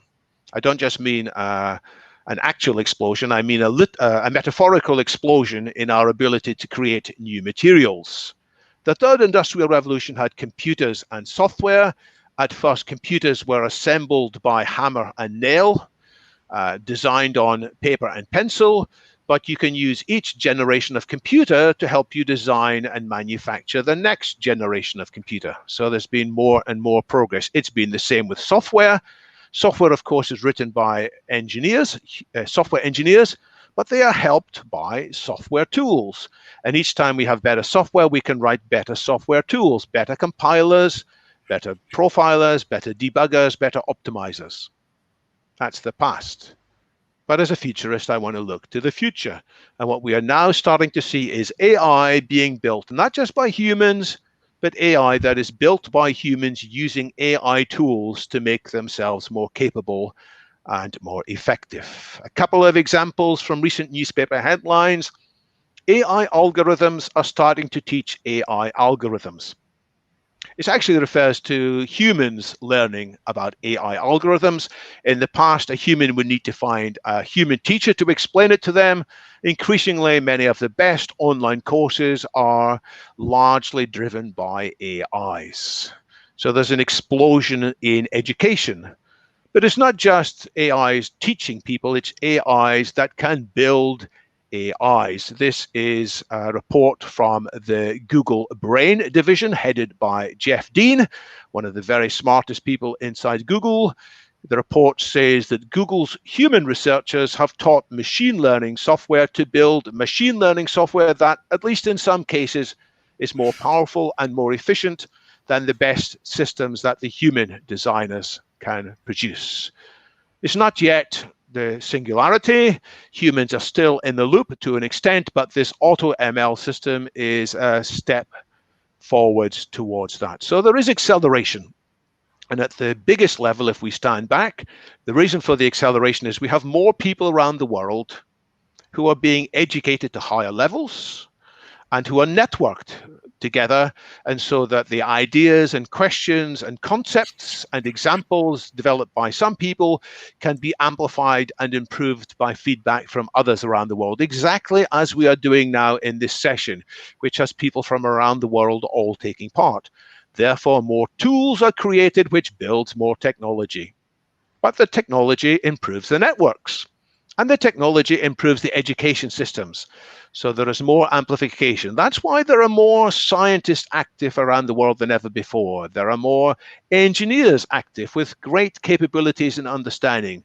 There are entrepreneurs who understand principles such as lean entrepreneurs and pivots and agile. They know how to turn a technological idea into a product that can build a market. There are more designers around the world who understand about the human aspects of these products, and yes, more educators, hence more artificial intelligence, hence more deep learning, hence more technology, hence more disruption. But that's not all. It's not just there are more people who are more educated and more networked. There are more people who are more motivated to improve AI. And why are they motivated? It's because of money. AI is no longer just an academic, abstract inquiry with interest from a few scientists. All companies in the world realize that they could make more profits, more revenues, if they can learn AI, develop AI, and apply it in their own business. So whichever field we look at, if we look at people who trade stocks and shares, they can make more profits if they learn how to apply AI in algorithmic trading. Then there's the gaming industry. It's a huge industry. By some measures, it's more influential than Hollywood. Many games have got AI characters in them. The better the AI character, the more likely the game is to succeed. And so lots of people with a gaming background are now in AI. Indeed, we've already heard about DeepMind, the company inside Google that created AlphaGo. The head of DeepMind was a video games creator when he was younger, Demis Hassabis. And we see some AI in chatbots for customer service. When you want to talk to a company, you often go through a chatbot. They're not very good today. They're very limited in capability, but all these companies know if they could get it better, they could save money, they could get their customers more satisfied. So they are searching there too. I don't have time to go through all the fields, but interaction design, healthcare research and development, improvements in the creation of music, improvements in the creation of art, improvements in theories of science and design of engineering. They are all areas in which better AI could lead to significant financial gains. There are many positive feedback cycles there. In the past, in the third industrial revolution, people said, if you're not good at software, you're going to be left behind. This is a phrase by Mark Andreessen, the legendary VC, venture capitalist. Software is eating the world. But in the fourth industrial revolution, the corresponding phrase is going to be software written by AI is eating the world. And it's not just the, quote, good guys, the businessmen and entrepreneurs who are, on the whole, well motivated. There are also bad guys. The people who are trying to steal your money with malware, the people who are trying to build weapon systems, they are also very interested in how AI can improve their lives. And so there is more and more malware that's got artificial intelligence built into it. And then the good guys, the anti-malware companies, they're using AI to try and detect malware. And then the malware people using more AI to try and circumvent. And so there's a nasty arms race here, if you like. And there's a nasty arms race in the world of real armaments with weapons, in which people are trying to use AI to evade detection, and other people are trying to use AI to catch these incoming AI-powered missiles. That's why there is a fierce competition, which is leading to more people trying to master AI. There is this political angle to the competition. Here I've got a picture of Vladimir Putin, a very smart leader. He was asked not so long ago at an open house about AI. He gave a good answer. Artificial intelligence is the future, not only for Russia, but for all humankind. It comes with colossal opportunities, but also threats that are hard to predict. He's entirely right. But he also said, whoever becomes the leader in this sphere will become the ruler of the world. And although I admire some aspects of what Vladimir Putin has done, especially earlier in his career, I don't want him to be the ruler of the world, and nor do other countries, which is why this is a kind of a Sputnik moment, just as happened in the 1950s, when the Soviet Union at the time surprised everybody by being the first country to launch a satellite to orbit the Earth, and led to the American administration under President Eisenhower creating NASA and creating, effectively in due course, the internet to respond. So other countries are now scrambling to keep up with whatever the Russians might do. And here's another Sputnik moment. Tom already mentioned it. This is a Sputnik moment which shocked most countries in the East. It shocked Korea, it shocked Japan, it shocked China. Why? Because it refers to a game that's incredibly popular there, this Go. which was thought by most people to be extremely deep, much deeper than chess. And in fact, in 2013, when I interviewed on camera the president of the Computer Games Association, he said it'll take 20 years at the current progress of AI before the best AI can beat the best human. What we're seeing in this picture is Lee Sedol, who was, by some measure, the best Go player in modern history. He looked at what Google's DeepMind software was doing. He was confident he would beat it. In reality, he instead was beaten because the software improved so much. He was beaten 4-1. I won't go into the rest of the story except to say that it shocked Korea and Japan, and especially it shocked China. They had a very young Go player who they thought was even better than Lee Sedol, but he was beaten 6-0 shortly afterwards by the same software. And they were very worried that Western software was beating them. So here is China's declared just next year. They said, we are going to be the leading AI power in the world by 2030. And this is a picture of Xi Jinping, the Chinese premier, giving his New Year's Day broadcast in 2018. And what's interesting is the books on his shelves. People who study the books find books by, as you would expect, Mao and Marx and Lenin. They also find great works of literature by Dickens and Hemingway, but they've noticed books about AI, the master algorithm, the quest for the ultimate learning machine, and a book by Brett King, one of my colleagues in the Futurist world. The leaders of China are engineers, unlike the leaders of many other parts of the world who are lawyers and PR people.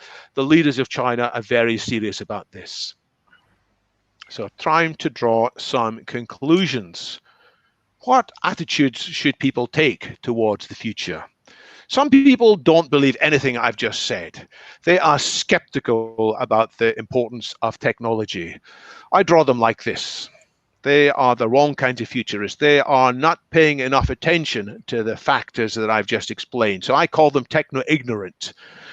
They are not sufficiently aware of the pace of change. The first thing that good education must do to people at all levels of society and all ages is run through something similar than I've just gone through and lead people to understand that the technology of the near future is going to be very different from the technology of today.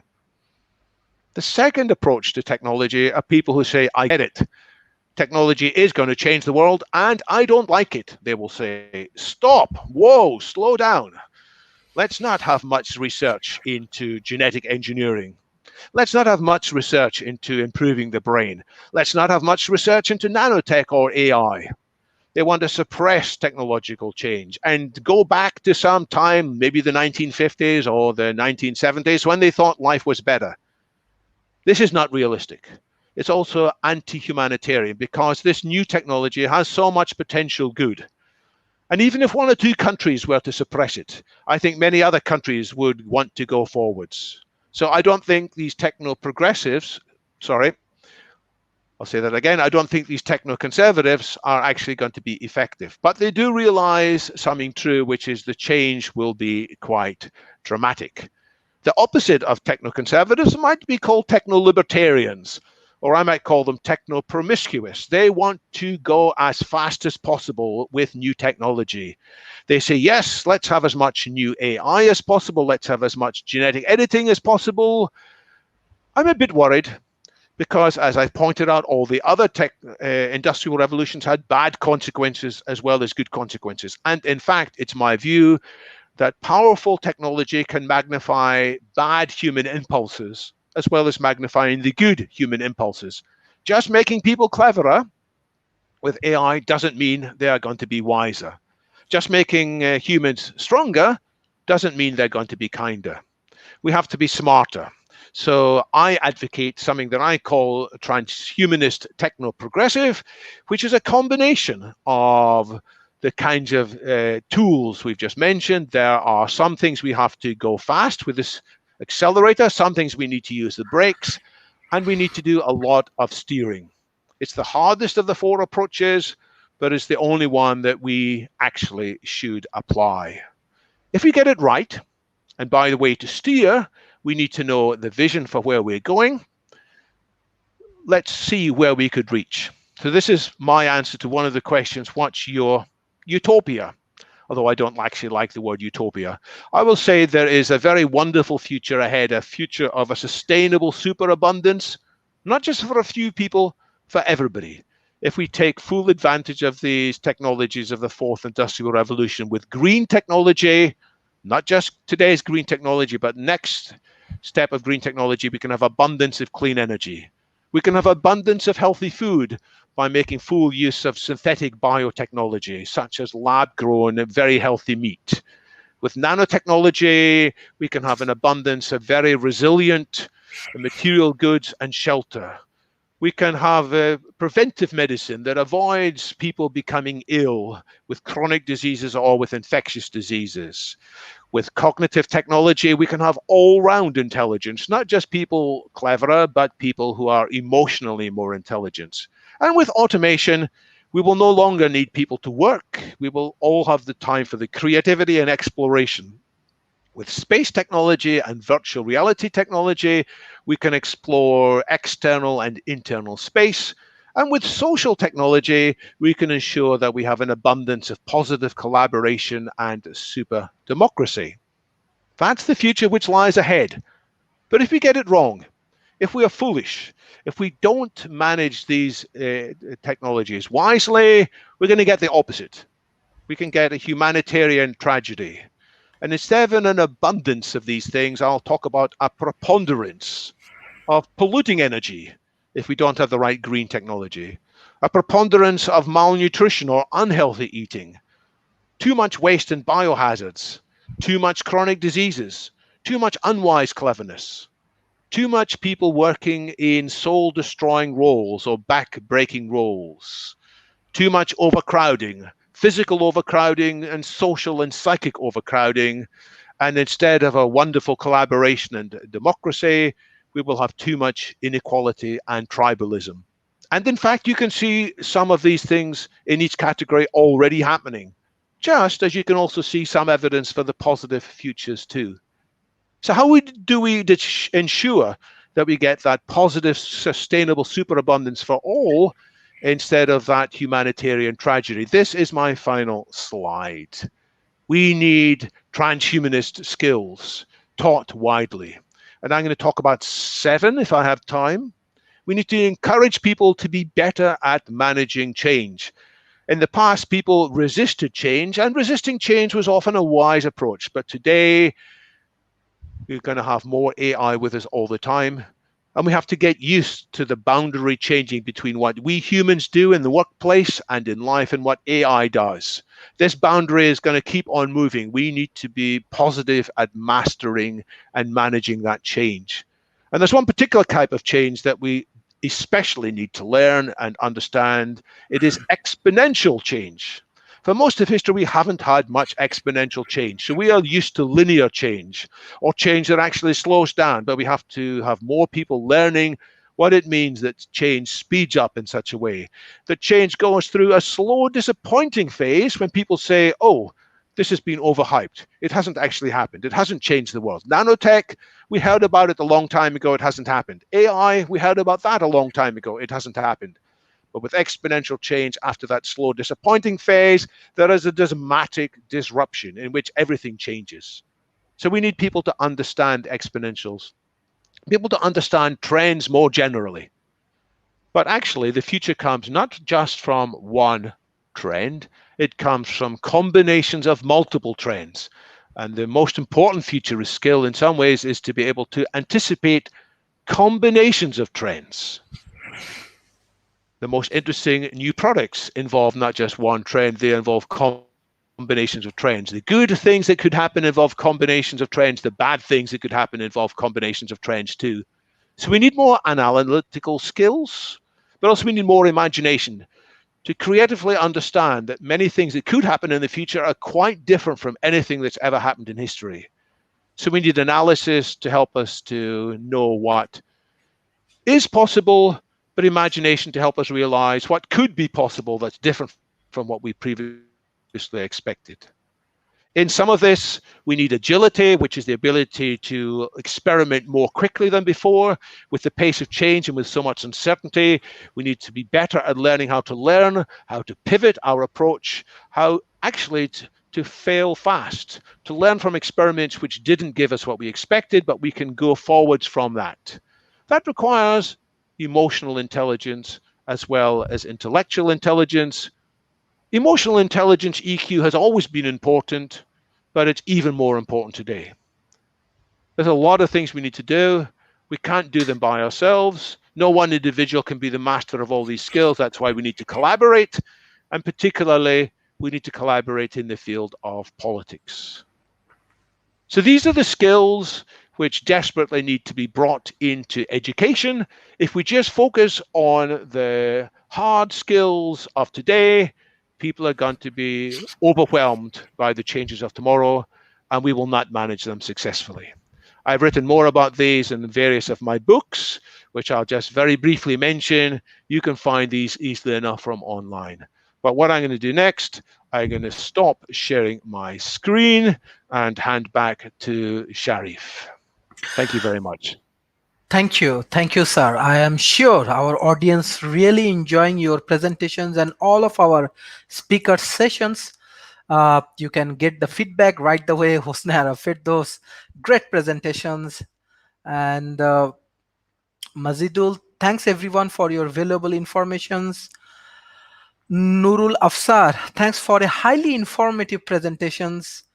Faria, nice presentations. So this is the very good feedback. I'm sure our audience really enjoy a lot. Aida, what outstanding, enlightening, inspiring conversation and presentation. Thank you all for your time and thoughts, question and answer, all the gift you share with us. So I'm sure that our audience really learn a lot from today's presentations. But from my side, I have a few questions to you. Number one, as we are doing the Futuristic Summit, at present situation, we are struggling with this COVID-19 situations. What will be the future? How we can overcome from this situation? Well, I'm sure some of my colleagues may have answers to that too, but I'll kick off with a couple of observations. We should be worried about COVID, of course, because large numbers of people are being killed by the virus.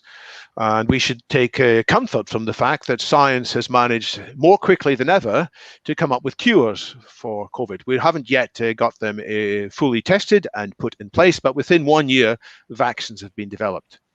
But actually, many people are dying of even more diseases than COVID. More people around the world are dying of diarrhea than are dying of COVID. Why? Poor sanitation, poor hygiene. We should be hurrying up and addressing the poor hygiene. Even more people are dying of chronic diseases which are accelerated by aging. In fact, COVID is accelerated by aging, but so is heart disease, so is dementia, so is cancer, so is stroke, so is diabetes. So we should be addressing the root causes of all of these illnesses more quickly. And it's good that we have changed our mindset because of COVID. I wish more people would change their mindset onto prevention of all of these diseases. And we can do this with rejuvenation biotechnology, synthetic biotechnology, as mentioned as one of the things the fourth industrial revolution can do for us. So I want people all around the world saying, let's study more about rejuvenation biotechnology. And if you're interested, possibly the place you should go is a website called sens.org, SENS.org. It is a magnificent website with information about rejuvenation biotechnology and how there has been a great progress already in dealing with aging, but much more can be done. So that is one of my lessons from the COVID crisis.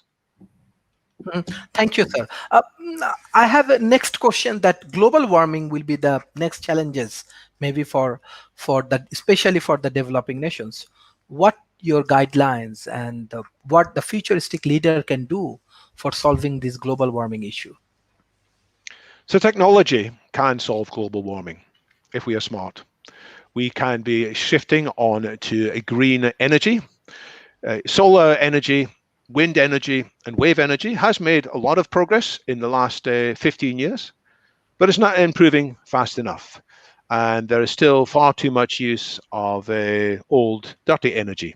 And some people say it doesn't matter much because the impact of global warming is quite slow. And in some scenarios, there won't be much change in the world's temperature until the end of the century. But there are other more worrying scenarios of global warming in which there is the same kind of positive feedback cycles that I mentioned, except that it's a negative positive feedback cycle, if that doesn't sound a bit stupid. It means that the warmer it gets, the faster it's going to get warmer. For example, the ice cover of the poles melts, and therefore there is less light from the sun being reflected into the atmosphere. Instead, there's water which absorbs. And there is about 7 or 8 of these negative positive feedback cycles, which could result in much faster global warming, which is why we have to accelerate the development of green technologies. Now, what can we do to do this? Politics can help. Politics can set a carbon tax that is revenue neutral, so that the revenues are distributed to people who need it. But with the right revenues from a carbon tax, it can lead businesses to prioritize changing away from polluting kinds of energy to energy that is not polluting. And there are positive examples in the past. A good positive example, it was with a previous environmental crisis, the crisis of the hole in the ozone layer, which could have resulted in many more people being killed with skin cancer. Because as the ozone layer has been destroyed, and more people are getting skin cancer. The ozone layer hole was caused by a particular kind of chemical called chlorofluorocarbons that were included in refrigerators and included in aerosols. For a long time, these chemicals were thought of as being wonderful. The people who developed them got Nobel Prizes for developing them. They were better than what we used to put in fridges, which were quite flammable and explosive. But then people realized how much bad consequence it was having in the higher level of the atmosphere.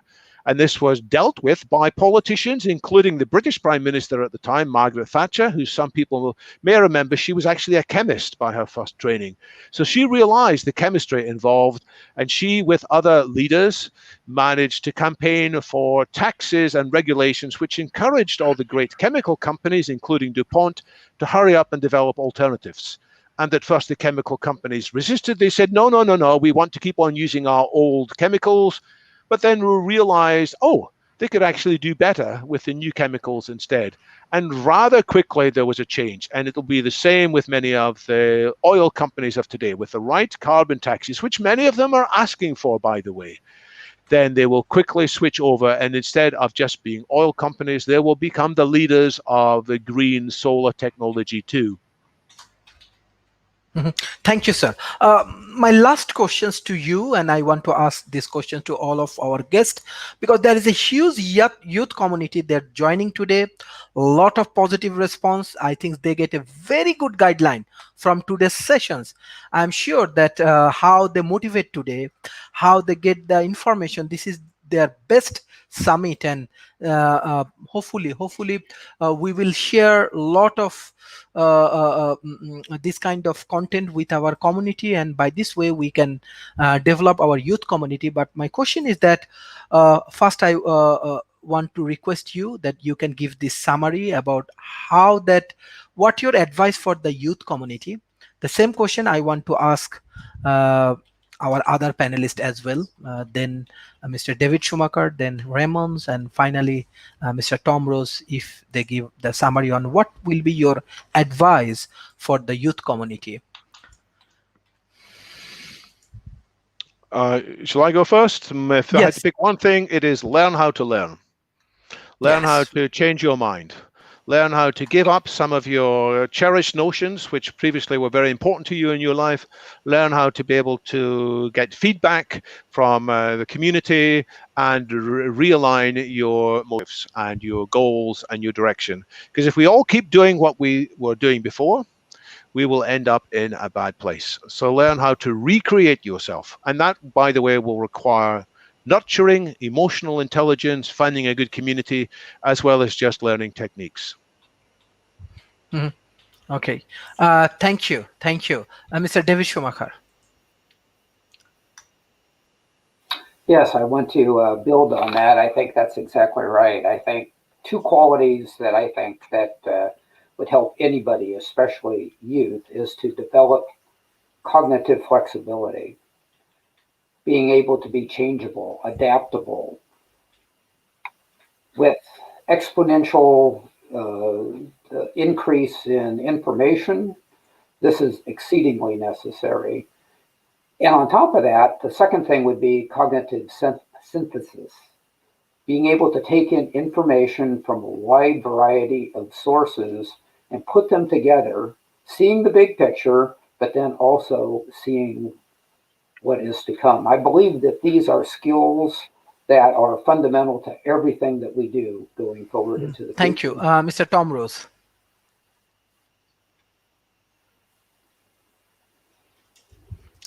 Please unmute yourself.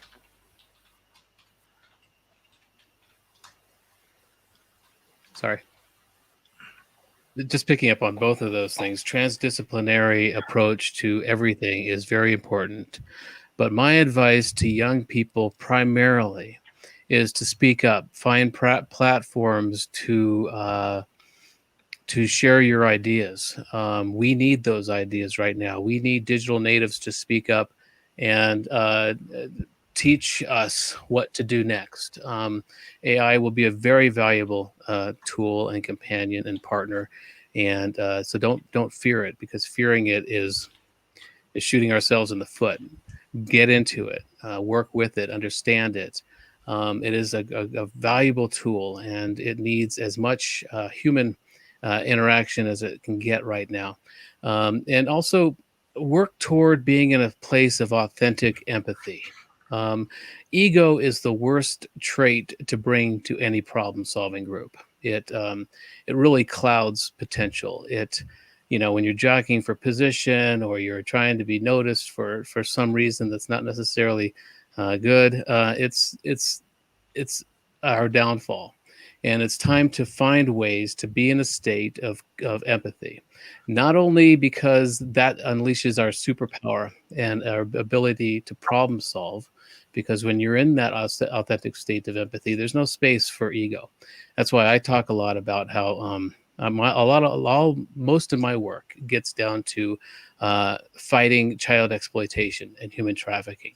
And because that's where I find my authentic state of empathy. And when you have a group of people that are working on that problem, specifically with regard to children, there is no room for ego. There is no place where people are jockeying for position. You see a problem, you tap into that superpower of empathy, and you start finding solutions. And we really need to do that more. There's no time to be egocentric anymore. That's an immature phase that maybe served us and built civilizations, but now it's working against us. So, and that's the big problem with politics, is it's all about getting attention and fundraising, and but we don't have time for that. We're in a state of emergency here.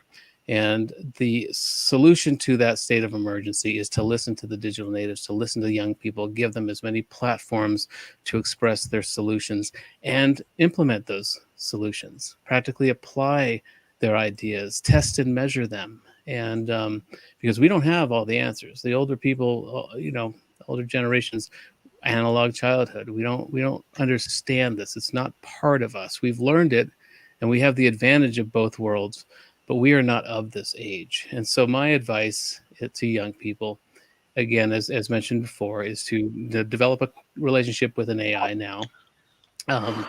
Focus on your problem finding skills and your problem conveying skills, and seek platforms to be heard. Thank you. Thank you.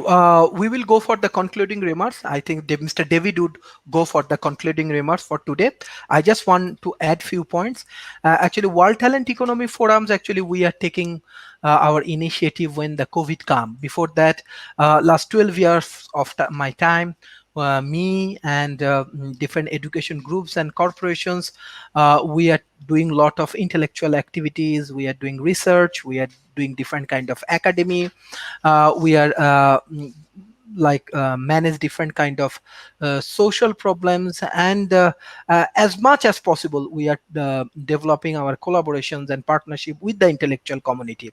But when we start our online activities, we find that Transhumanist Party, TAFFDs, TAF, and Futuristics organizations, and you are actually supporting us a lot. Beside that, MIT, Stanford, and many of the Ivy League universities and the local Malaysian universities, governments, they're supporting us a lot.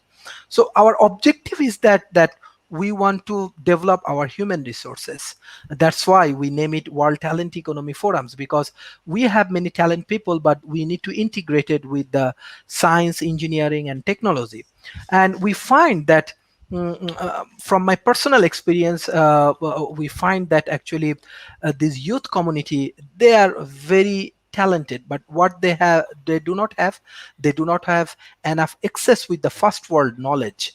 So that is the initiative we are taking, and hopefully already we are managing 10,000 students, but our target is that in between next 2021 we want to reach 1 million student, not only through the online has 4.3 billion people, but we also touch directly different organization, directly different education group and universities.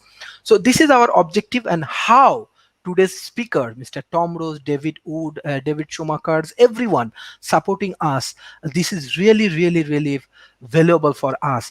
And hopefully in the futures, your guideline, your support will help us, especially our community from the developing nations, and by this way we can change many human lives. So thank you everyone, thank you for joining today's session. I'm sure you can check the audience response. Audience really, really like today's session, really, really like, and we will explore it as much as possible. So I directly request Mr. David Wood for the concluding today's sessions. Yes, Mr. David Wood. I have one suggestion for everybody listening. The question earlier was, what is the thing that young people should most keep in mind? Well, here's a possible exercise.